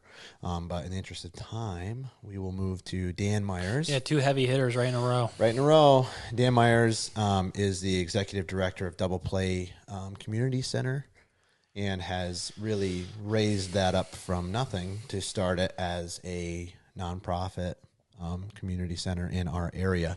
And just the growth and the vision has been pretty astonishing from where it started to what it is now, to their own building, to their future plans and all of this stuff. But some of the stuff that I really liked that he talked about was surrounding yourself with a great team that share a common vision, mm-hmm. and then going forward. So that was one thing that I got. I have a couple more, but I want to hear what your thoughts were from that podcast. Yeah, I really liked the question that I asked him. Wow. You're just I really like the interviewing style of the interviewer there. Happening to me. Yeah, the biggest thing that I was looking forward to talking to him about was not only the fact that we had him on when the new community center opened, and it was like we wanted to get that out there for people to know. But one of the biggest things I was eager to kind of pick his brain about is, how he handles being in charge of vision and system, the vision of the play. Because I think I mentioned in the podcast, I think people see Dan as a pretty visionary guy. Oh yeah, obviously, right, yeah. He just sees a need in the community, and he's got all these big ideas, and you're always hearing about, and also you're just like physically seeing all the different programs that are constantly being released and pushed, and like it's just obvious he's got to have like a good visionary mind. And I wanted to talk to him about, I wanted to hear how he handles that, and then having a system to prop that kind of vision up. And I think his answer to that was having a people around you who can kind of make up for where you aren't as good and where your shortcomings are. And I think that is the biggest challenge I think that businesses have, is managing vision and systems at the same time, because you can have vision and you can have an idea and different ideas all you want, but if you don't have the systems to scale it and prop it up and support it, it won't work. You can have systems all you want, but if your systems aren't propping up a greater vision, people won't be attracted to your bit. Like, you need to have both, and that is the big struggle. And Dan is obviously a super visionary guy, and I wanted to hear like his thoughts on how does he handle the system behind it? How does he keep the engine going? You want it to look a certain way. You want to clean a certain way. You have to motivate them or instill a vision that they have some self-investment in that organization or business, that they're going to take care of some of the things that, that you would normally do. Is a challenge is you want to delegate more, but they might not be totally dedicated as you are, because you are the founder or the owner or something along that line. So as a director or a boss, you have to try to motivate and instill the goodness of what you want to create in that person or that employee or that instructor or that board member, that they're going to take that mission and build. So now you've got, instead of 2 people, you've got 6, 8, 12 people that are doing that same thing, and that's going to build and raise the level of your success.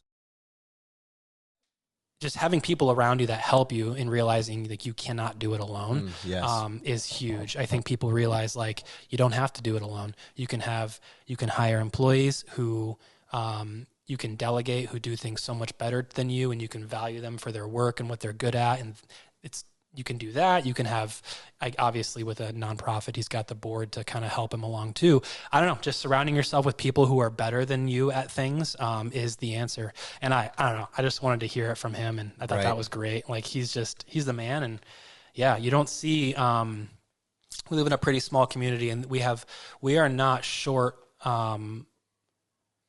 really smart people who with the capability of running successful businesses and doing big things. I don't mean that at all. Like, we have lots of people in our community who are gifted in that way, but we live in a pretty small community, and I was really excited to sit down with somebody who is so obviously gifted and just kind of learn from that. That was great. That was such a fun gifted is a good way to put it, and very intelligent, and also he talked about his journey with being introspective, and because at the beginning, like, it costs a lot of money to do the stuff that they do. And he said in the beginning, he was a little bit kind of like, how do you not see the vision? Like, how do you not understand? How do you not get on board with this? It's something that we need. It's something that we have to do. And he said taking a step back and kind of treating people different in that way really was a launching pad, which is so cool, because patience. Like, he had an incredible amount of patience. I learned not too long ago that he spent 20 years before the double play venture having a whole nother career in a whole another area, and just the amount of time it took him to get where he is now is a tale as old as time. Some things don't happen overnight, and some things require patience to let the vision manifest in other people. Exactly. Yeah. And the patience that took to just have the resolve and to just keep going, and you don't see that much nowadays. No, People and it's hard because you want it right now. And he said the same thing. He goes, I had visions for the big building right away, and then you kind of had to see the growing pains and how to work through it and get people on board. And then once that started to happen, you started to see the results, which then brought more people on board. A couple things before we wrap up this segment and go to the next segment for episode 6 is he's also a guy who shows extreme work ethic, in my opinion. I don't ever see him not moving, which is really interesting. And the other thing too is something that you touched upon, which is when you're an entrepreneur. I know that he's like in a little bit of the community center nonprofit space, but a lot of these same things apply. You have to, like you said, you can't just have vision and no systems, and you can't have systems with no vision. And growing through that, Dan had said a lot about understanding that he was the visionary and the work ethic, but needed some systems and other people to come in to get that vision out to everybody else. And especially in a community sense where you're dealing with grants or you're dealing with like public funding, it's like so complex, and you have to be very careful and meticulous about how you go about it. It's the old story of somebody growing too fast or somebody having all these ideas and not having the funding, kind of all those things. Yeah. But he's the right guy. Like, speaking of like the grants and the funding and all that, like it's a performative, like his job is like very performative. You have to be an effective communicator. You have to be able to bring your vision in your head to the projector so everyone else can see it too. And he's super gifted in that way. And just being able to you got to be somebody that people can look at you and say, we can trust in that. Like, that right there is a leader. That right there is somebody who can get stuff done. Yeah. And it's just, he's great for that. I thought it was just awesome to hear him talk about that. And, not everybody can go and just make a vision reality for other people and get trust and get funding. And I don't know, that's a talent. That's episode 5. So make sure that you tune into Dan Myers talking more about that. And we're going to have him on again. So for sure. At some point, especially as they keep expanding, which is great. All right, let's take a quick break, and then we'll fill out the last. All right. Let's go. Said every white male ever. And we're back. Let's go. Is that the white guy thing to say? And we're back. We just got done talking about episode 5 with Dan Myers, executive director, Dan Myers. Episode 6 was really fun. Yeah, it was the most viewed until we had Ezra on and he accidentally shared somebody else's podcast. Yes, this was the most viewed. Attaboy, Ezra. That point. Attaboy. Like, subscribe, comment, whatever they say. We had the wives on. We had Stephanie Roggie, who's my wife, and we had Briele Kilionski, who's Nick's wife. That was really fun. That was our first time having 4 people. Yeah. On the podcast at one time. Yeah. So apparently I made it sound like our marriage isn't doing very well. I heard that. Maybe Briele told We're it to doing Stephanie. great. I thought we were just having let's just talk about the realities of marriage and how sometimes it's hard. But no, we're doing great. Life is good. Disclaimer. Got an earful later. Just kidding. Just kidding. Twitching No, while he says just it. kidding. Yeah, that was super fun. I think that I love a good deep conversation every once in a while, and I thought that was great. And I always have a lot of fun with Briele, and I have a lot of fun. So pretty much anything we do together is always a good time. We make each other laugh, and you guys, and then we throw you guys in there, and we always have a good time. And it was just it was a blast. We definitely have to do that again. Always. To touch about what you were saying, it was funny because we had a couple of comments from like random strangers who were being like, Are Nick and Briele doing all right? yeah, are they all right? Like complete strangers we've never heard of. And they were like, well, if that's the conversation, then I feel like there's some issues. Okay. No. What people need to realize is that you and Briele have a wonderful marriage. Yes. And you're being honest. So how dare you? Yeah, life is busy. That's all I meant. And difficult. Yeah, when life gets busy, you have to prioritize your marriage, and that's always not so easy. And that's all. Just calm down, everybody. We're doing fine. I said we're doing fine. We're doing great. Yeah. Life's a roller coaster. Like you have, every marriage, no matter how good it is, and I don't want to hear anybody say like, we have the perfect marriage. We never fight. Yeah. All right. Well, that's good for you. But for the other 99.99999% of us, like there's ebbs and flows. Is that how you say it? Yeah. And it's called life. And so that's life. So being real and being honest is what we're going to be doing on this podcast. So we just encourage everybody to listen to the whole context as well, because that makes a big difference. And Nick and Briele are doing fine. Have we mentioned that yet? And one of the things that was really fun about that podcast in particular is we talked about love languages. The importance of love languages, and I think that we hit that home pretty good on that episode. Again, episode 6, go check it out, was that it's important for you to know what love languages you appreciate, but it's equally, if not more important, to know the love languages that your spouse responds to. Mm-hmm. Like super important, because if you are trying to show love to them in a way that you would appreciate, but isn't getting the same response from your spouse, it's not going to land the same way. Right. So I think that's important. Yeah. I think that podcast could be, I remember when we first got into the love languages, like it's a fun first experience, and it's something that we still talk about to this day.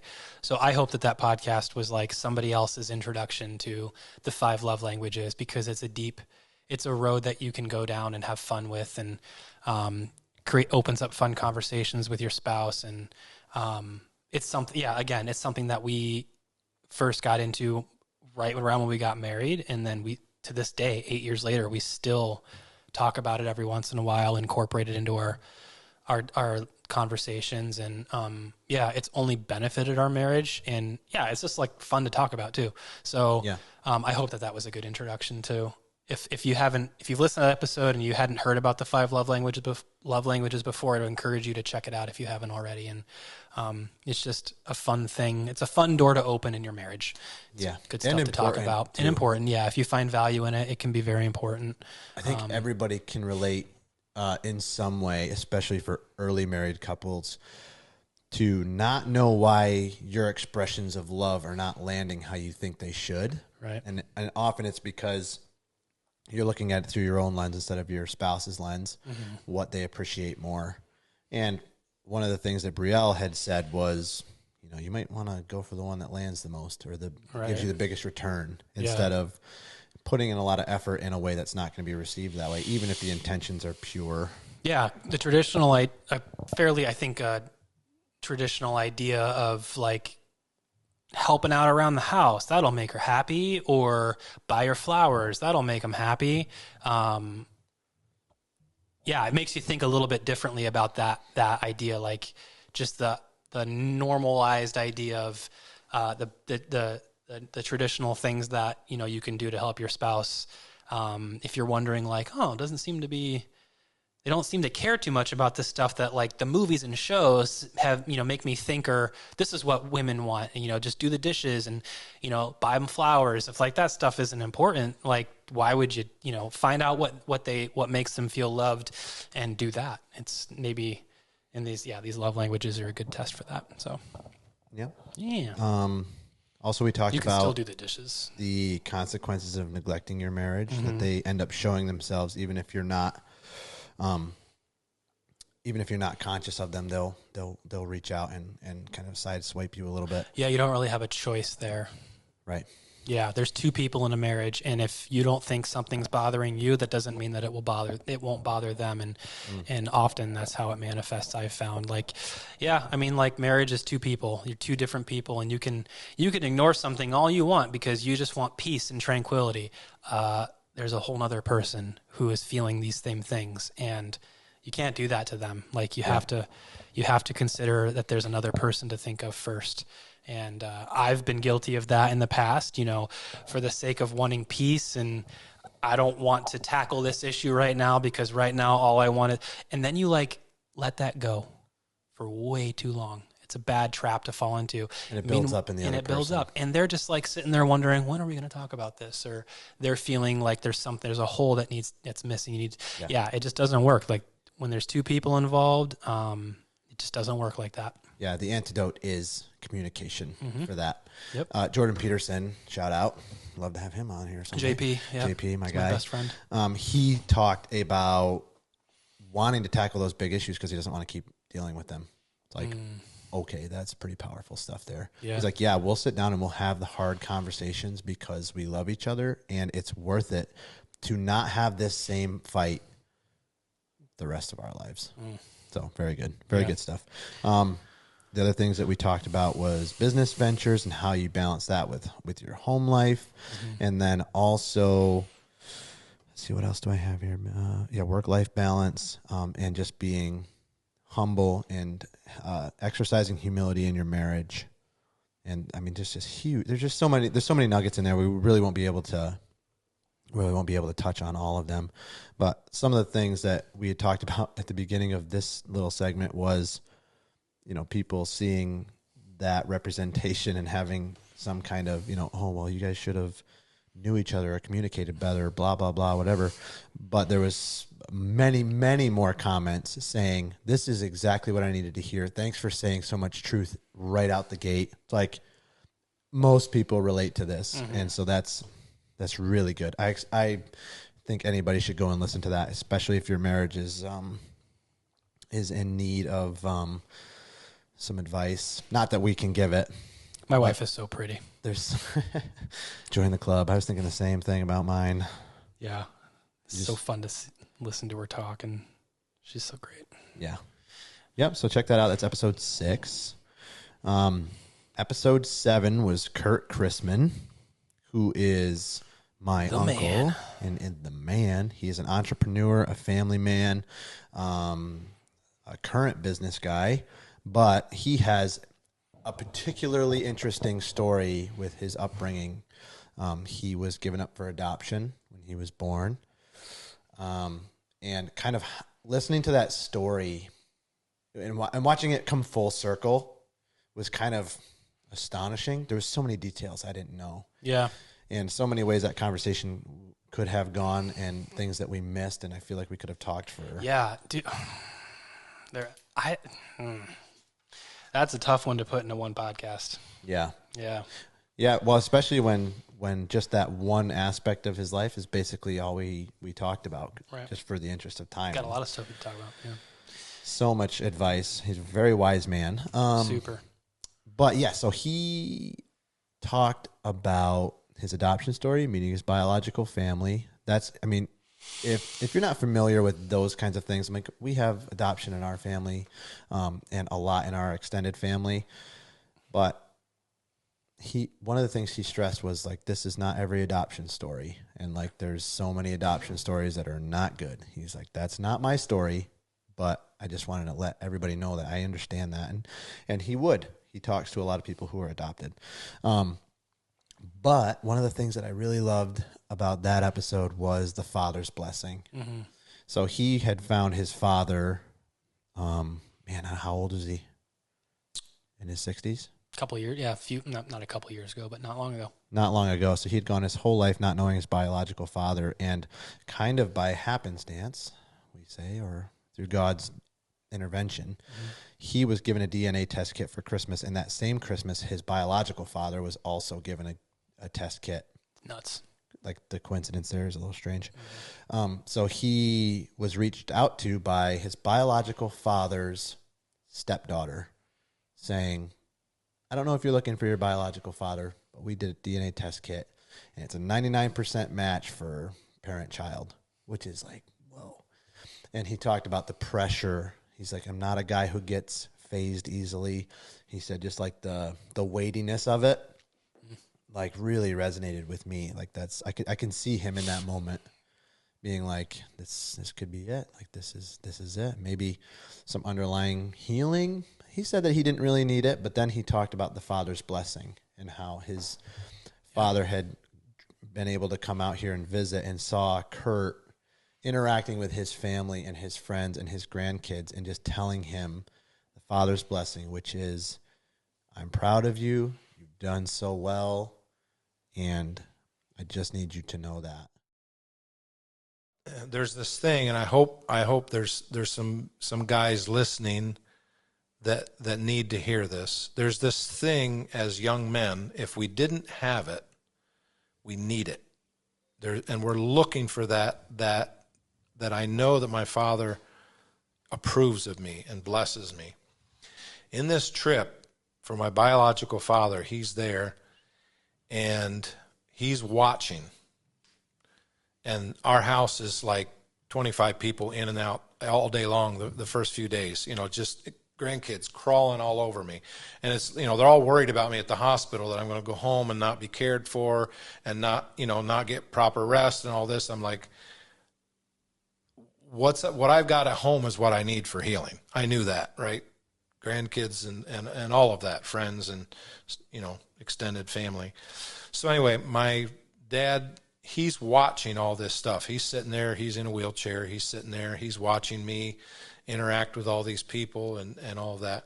So it's Wednesday evening. He's going to go to bed. They're going to leave early in the morning, and they have their camper. So they're going to go out, get in their camper, and then they'll be gone in the morning when we get up. So when he's getting ready to go, he calls me over, and he I'm getting emotional on it now. But he said the blessing words. He said, "You've done so well, and I'm proud of you." And I guess what I want to say to people is, dads, if you haven't done that, your kids need it. They don't just need it when they're little. They need it when they're grown, especially your sons. They need to know that. And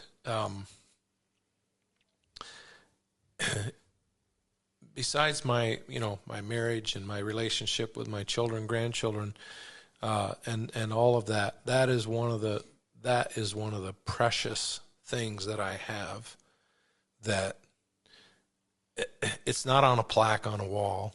It's on the wall of my heart. That was the most viewed video we have, and for good reason. There is such power and need for young men especially, and that's what he was relating to hear those words from his father and to make sure that we are doing that with our kids and our grandkids for generations to come. There's something in men that need that validation, that need that encouragement. It is sorely lacking in society today. Anybody who has eyes can see that, and the importance of it. Flashing back to episode 3 with Corwin, Christman, he said the same thing, which is actually his son. And so you can already see the generational can already see the generational progress. Right. So that's just one thing that I had. And all of his, both of his sons are great fathers. By all accounts. Yeah. For sure. And I love that.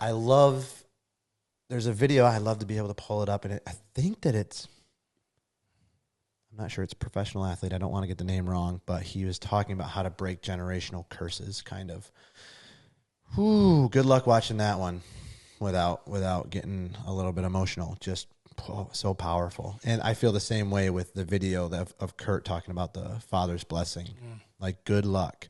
You don't understand the need. And he said, this is the interesting part, and I would love to talk to him more about this. He said, I didn't really need it. Like, if you would have told me at the time, I was okay. Like, I didn't really feel like I needed it until he got it. And then he, from his father, and he was like, maybe I did need that. Like, maybe that was important. And if I remember correctly, that was one, I think that was one of the spots where he got a little emotional. And Curt is not an unemotional guy. Like, he's very in touch and he's very but he's a man's man. Kurt's a good example of, what healthy masculinity looks like. He's the man. Kurt's the man. And to watch him get a little choked up and run through a brick wall for that guy. Like, he's just, he's a good dude, and he's right. Like, he didn't know he needed it, but maybe he did. Yeah. Yeah. And there's nothing like receiving it. I've heard him. We had, my cousin, Melvin, was killed in a car accident when he was 20.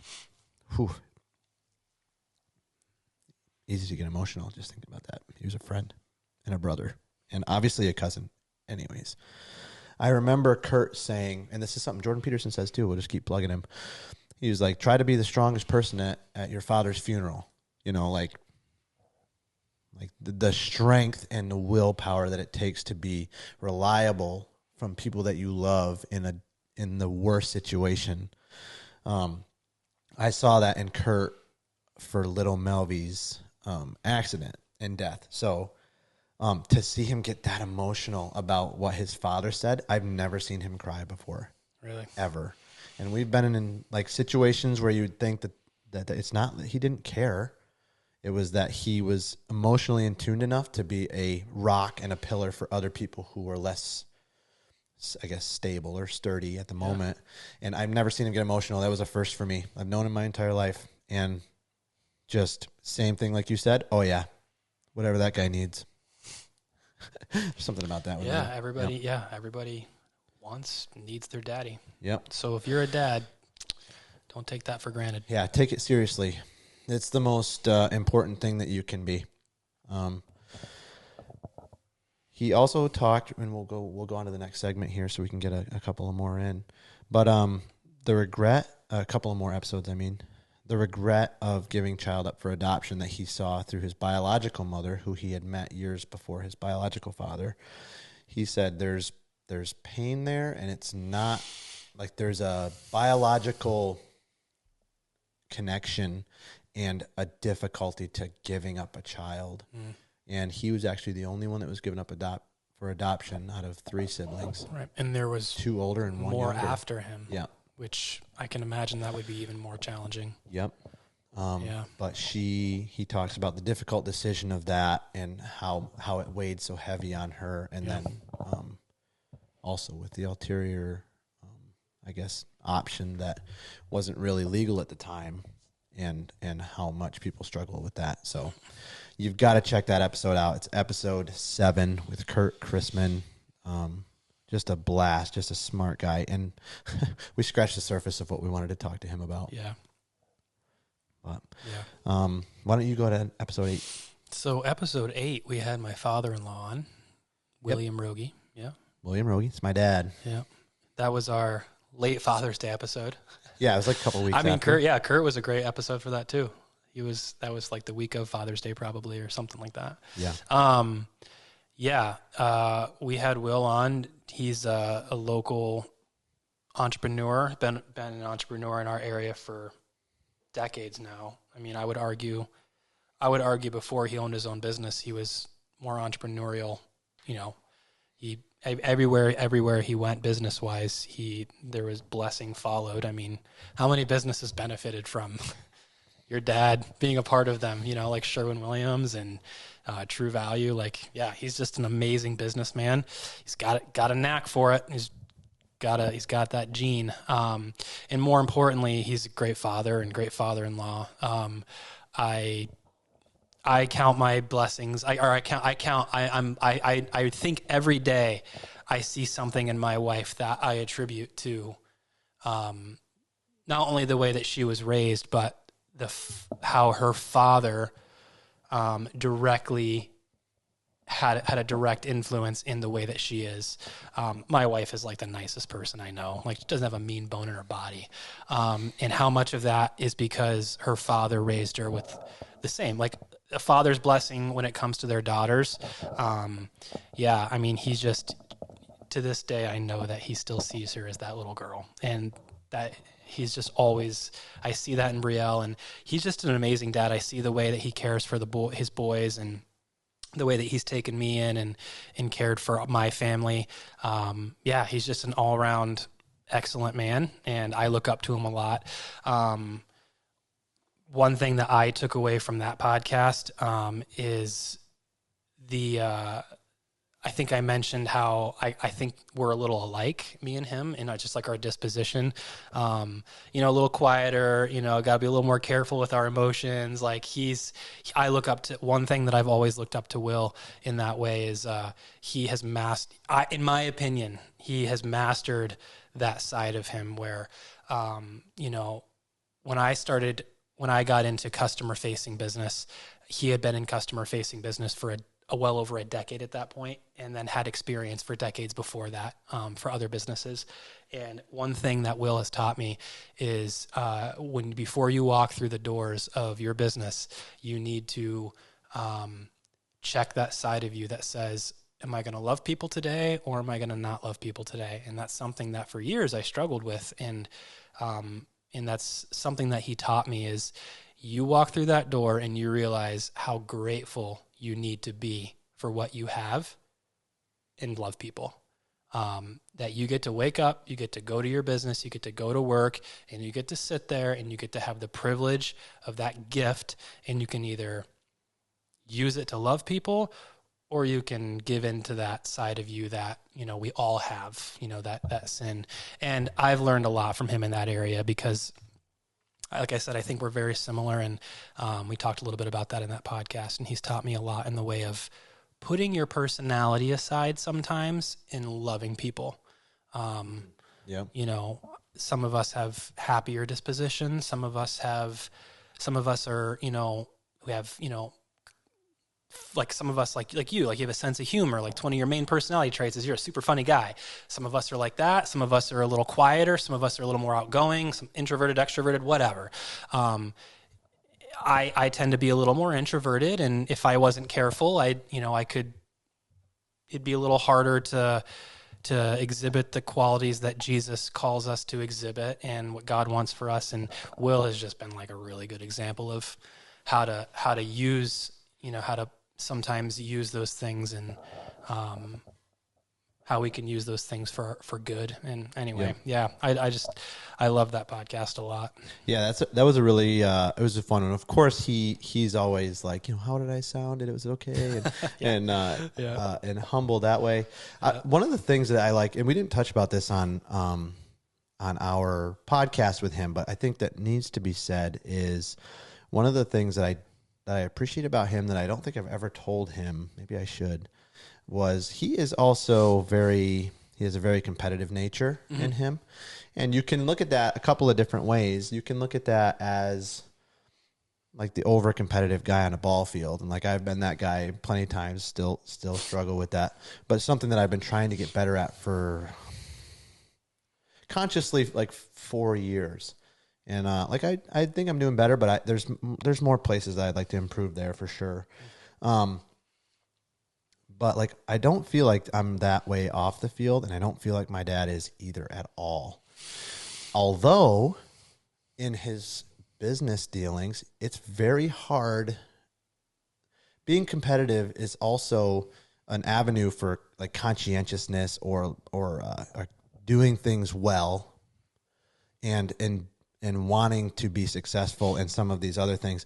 And you see that borne out in his business. And in my life too, I feel like I've seen that in many different areas where that competitive nature has served me super well on the positive side of that versus like, you know, maybe arguing something on a ball field or whatever.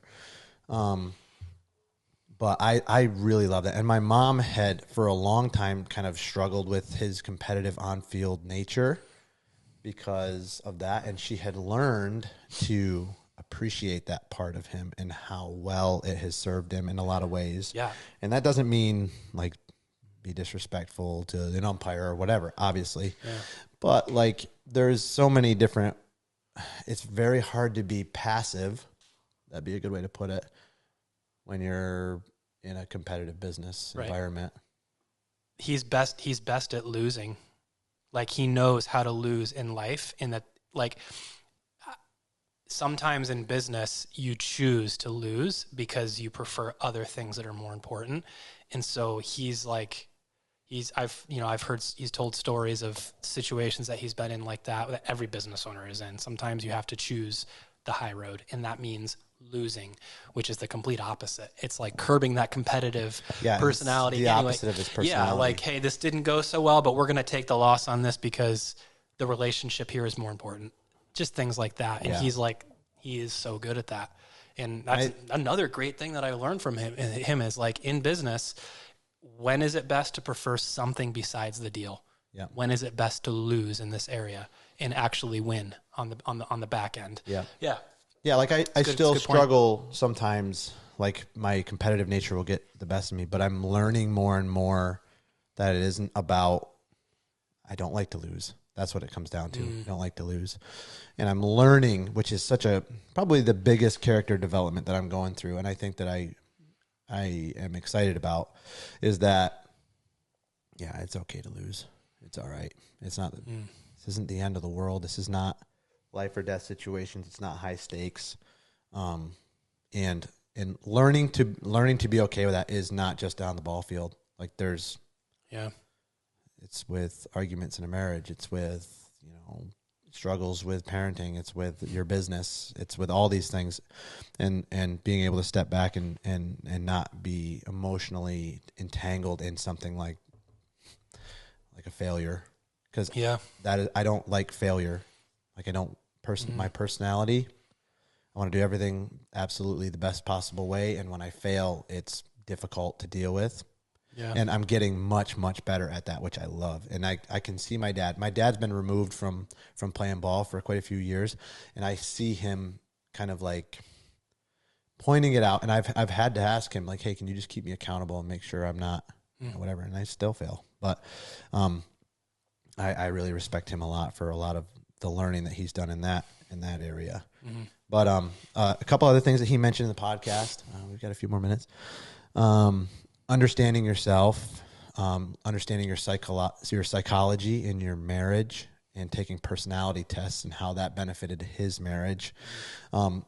Which is, oh man, I'm not gonna plug him again. Jordan Peterson. Okay, he talks a lot about personality in marriage and what makes you tick, and he has a really good, probably the most comprehensive personality test that you can take with your spouse, and it tells you things called Understand Myself, and it talks about what you might fight over. It talks about what might, you know, be contentious things, what you might agree on, what things you love about each other, just based on your personality. Like, I love that. Yeah. The keys are learning, you know, educating yourself and learning about your spouse and learning about yourself and what makes you tick and what are the personality traits was huge, because knowing that she operated one way and I was like totally opposite, but we could come together, and same with the motivational gifts. Those two things were huge for us. And there's so much out there for resource. So, but yes, they had a rocky road at the beginning of their marriage, and some of these personality tests help to unlock why the other person sees things the way they do, or why they act in certain ways, and then you can understand that and and have the perspective. Yeah. Which was another thing that he talked about. Yeah. But man, that was so good. Yeah. And it's work, like it's work to learn that, but then it's work to remember it. Yeah. Like, but that's marriages. They're hard work. One thing I want to be more clear on is, I think that we all know that there are personalities that, like, everybody has a personality. And I think that it makes intuitive sense that personalities can be, you can exhibit the healthy end of your personality, or you can exhibit the unhealthy end of your personality. And my father-in-law is somebody that I look at and I see that he exhibits his personality in a healthy way. And I hope that at some point in my life, I can get to that point where, you know, I'm exhibiting the healthy side of my personality, and he's somebody that I look up to a lot in that area. Yeah. Yeah. A couple other things before this phases out for us for this episode. The power of laughter in your life, and the power of humility and admitting that you're struggling, and how the enemy uses lies to tell you that humility is weakness. I think that's one of the biggest lies of the enemy, is that he tries to get people to think that, or couples to think that, you know, you're in this alone. People don't want to hear your problems. People don't want to know what you're struggling with. And that's just exactly the opposite of what needs to happen. You know, they need to get counsel. Dawn and I got counsel. One of the things we did was we did get some counseling from some friends of ours that we could trust. And it was hard. It's not fun, you know, kind of putting some things on the table. In fact, it's a huge benefit. And even with other people, letting other people know you struggle because they can relate and learn from you. The power of perspective. He talked about being in India and just kind of understanding that. But I really loved everything about that podcast, and you really should check it out. It's William Roggie, episode 8. And we're going to take a quick break, and then we'll be right back to finish up the last two. We have Ezra Siegrist was episode 9, and Jenna Egensteiner was episode 10. So we'll just come back for a real quick segment, wrap this up, and we'll be on our way. Sound good? All right. And we're back. I knew that this was going to be a little harder to get through than the 10-minute time span, because we could talk about each of these forever. Episode 9 was Ezra Siegrist. Yeah, that was a really fun episode. Yeah, that was a blast. Yeah. I can see why you guys relate to each other so well. He's You're like hilarious. the same person. He's so much smarter than me. Like, I feel like he has like an insane ability to retain information. Yeah, and those are the kinds of people that really annoy me. Oh man, yeah, he's great. Yeah, Ezra is somebody that I thought would be fun to have on, because he's just, if you haven't listened to the podcast, you're going to want to listen to this episode. You're going to want to listen to it. I feel like you could have him on like as many times as you want to talk about whatever you wanted to talk about, and he'll probably have something to say about it. He's lived, he's got, his kids are grown up. You might not know that he's been married for 21 years, and he's got kids that are grown up, and, one of them's, they're all around locally, but they're grown-ups, and he's, probably in his 40s. But like, you might not know it. Like, I didn't really know him that well before they moved back up here, and I kind of saw like, oh wow, like your kids are grown up. You've been married for 21 years. Like they look younger, but he's lived like a long life and has tons of experience, and he like remembered all of it. And his ability to like retain. He's just fun to talk to. He'll read a book and know everything that was in the book. Yeah. I have to read the book like 3 times in order to understand anything. Yeah. So he's a wealth of knowledge. Yeah. So it was really fun to talk to him. Yeah. He's the kind of guy where like, if you wanted to sit down with him and talk about something important like parenthood, or, hey, like there's this part of my marriage that I'd like to try to figure out. He can like go there with you, and like He's hilarious. He's goofy. He's smart. And if you want to talk about something, I feel like he can go there. He's got knowledge on it. Yeah. Yeah, like, he's for just sure. got a lot of wisdom. Yeah. He's like a wizened fella. He called himself jack of all trades and a master of none, but I don't know if that's true. No, well, he's a yeah. He definitely is. He knows tons of like things. people that say but they're a he's jack of also all very trade, they smart. might know like 3 things. Like I feel like he could do it all. Like Yep. he really does know how to do a lot. Like he drives truck right now and he's flipping a house and basically doing that all himself. And yeah, I don't know. Anyway, he's a smart guy. He, one of the things that he said at the beginning of that episode was avoiding pain through stories, like learning people's stories. And that was pretty profound. He's like, the more that you can learn and pass on those stories to generations, maybe the less they suffer by repeating the same mistakes or struggles. And I thought that was really interesting. Yeah. A very good point. He also talked about your TikTok. Yeah, or lack Ezra's thereof. TikTok. And how he basically is just showing people what it looks like to be a 42-year-old man. Yeah, I think is really cool. Yeah, I like that. I mean, yeah, he's there's some intentionality behind it. But yeah, there's some authenticity and some realness to his little videos that he throws up, and some of them are hilarious and some of them are just, I don't know. I just think that it's great. I like his heart behind the things that he does. Right. That's all. I just think he's got a great heart. And Well, he talked a little bit later on in the episode too, which actually connected the 2 points about using your influence. And if you had a room full of 300 people who are watching your things, what would you say to them? And using his TikTok and the journeys that he's going through to influence for good, which is really great. yeah, some of my favorite videos that he does are when he's got his niece or his nephew in with him and teaching him how to do something, and I think that's really cool. Like he's just a good dude. And put it in reverse, Terry. Put it in reverse. Back it up, Terry. He's got one video where he's trying to teach his nephew how to put his 6-speed cruise into reverse, and it's one of those ones where it's like Kerry? your Audi. It's the push and then go forward because it's 6 gears, not in reverse, or not in back. And he couldn't figure out how to do it, and he go, "Put it in reverse, Terry." He said that. He knows the video. Back it up, Terry. Oh Lord. Okay. What else did he talk about? He talked about the message to his 18-year-old self. That was pretty interesting. He talked about how everybody wants to feel like they've arrived and being okay with the journey. Yeah. Instead, he goes, it's cliche. Everybody says that, enjoy the journey, not the end destination. But he mentioned segueing that into not needing to know God's full plan for you, but needing to know the next step. Kind of cliche, but I think it being okay was part of that, like journey being okay. We all want to arrive, but the truth is it's more in the journey than it is on arriving.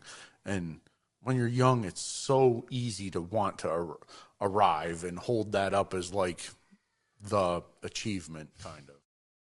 Like that is pretty profound stuff. I love that. Yeah. Interesting. It's kind of like a living in the moment type of deal, and not worrying so much about where you have to be. Mm-hmm. So that was really good. Yeah.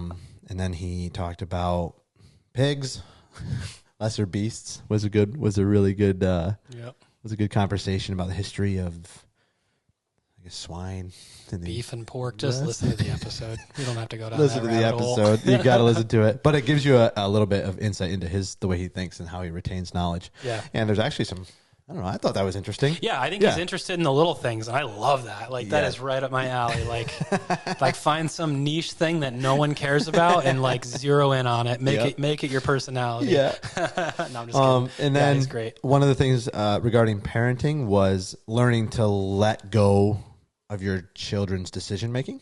I think that's something people struggle with.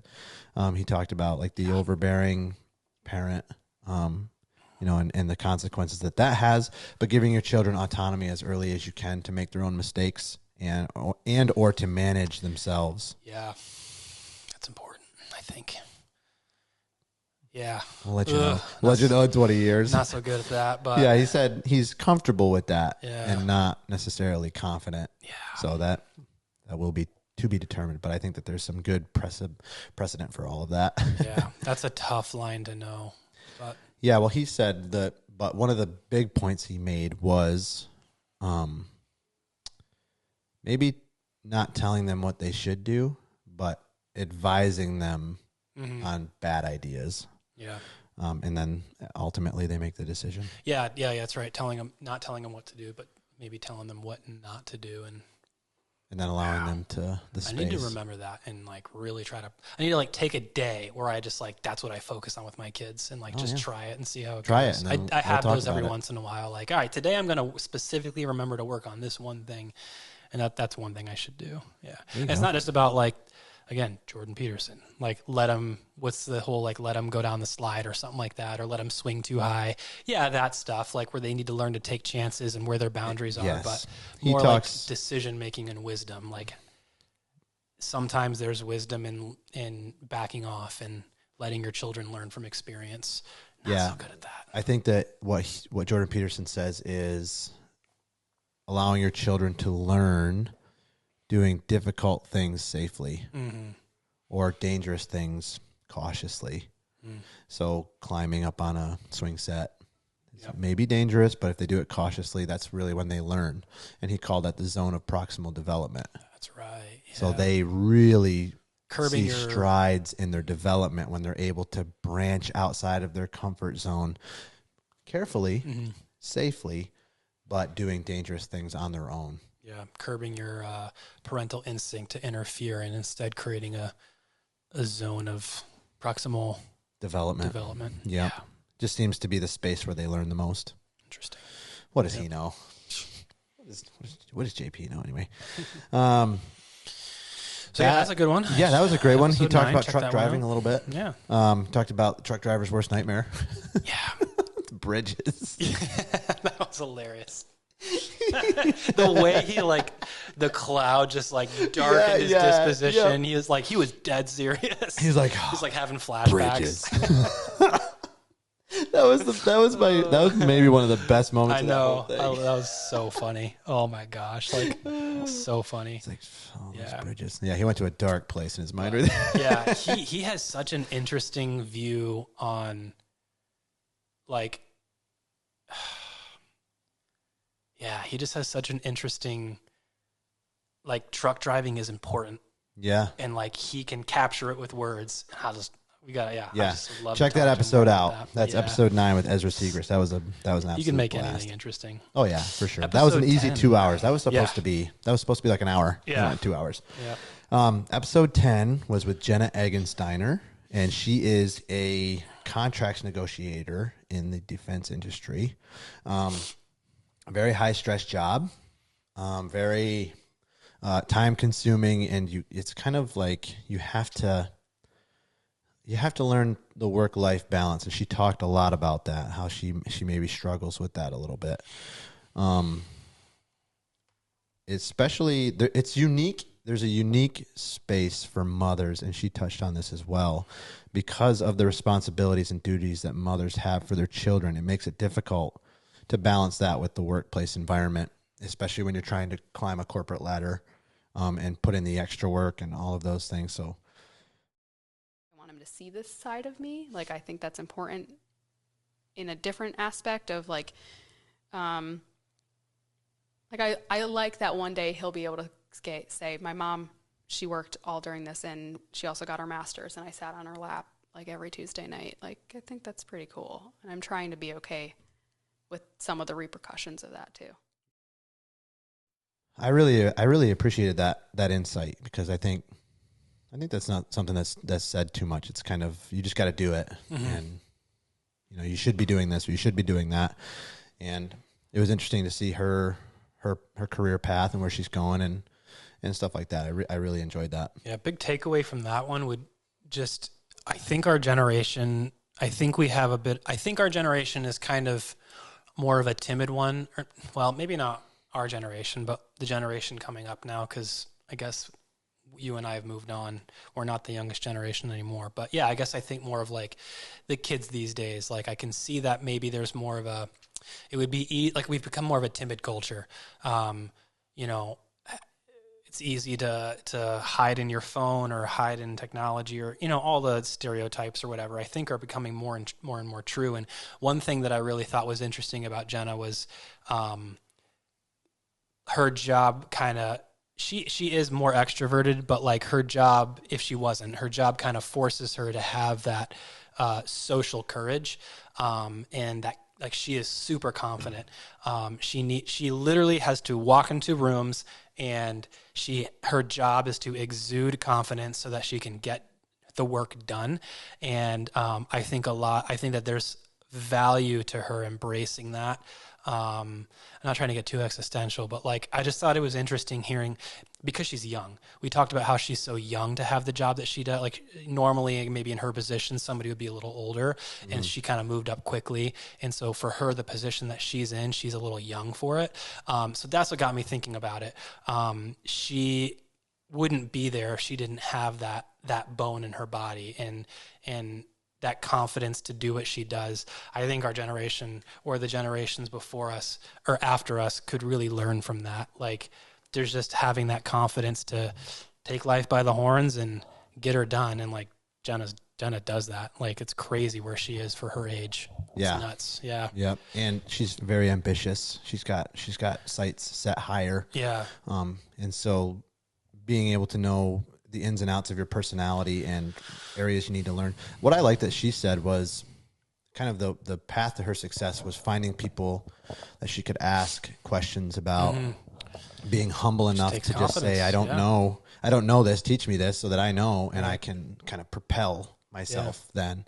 Like that's a, if you can do that in your life, like you're going to go places. So I will say, I decided to use my innate ability of connecting with people to find people I wanted to emulate and have them teach me. And that's been a huge, like, harness something about my personality that comes supernaturally and use that to get good at things that I'm not necessarily natural at. And I find that a huge success for me.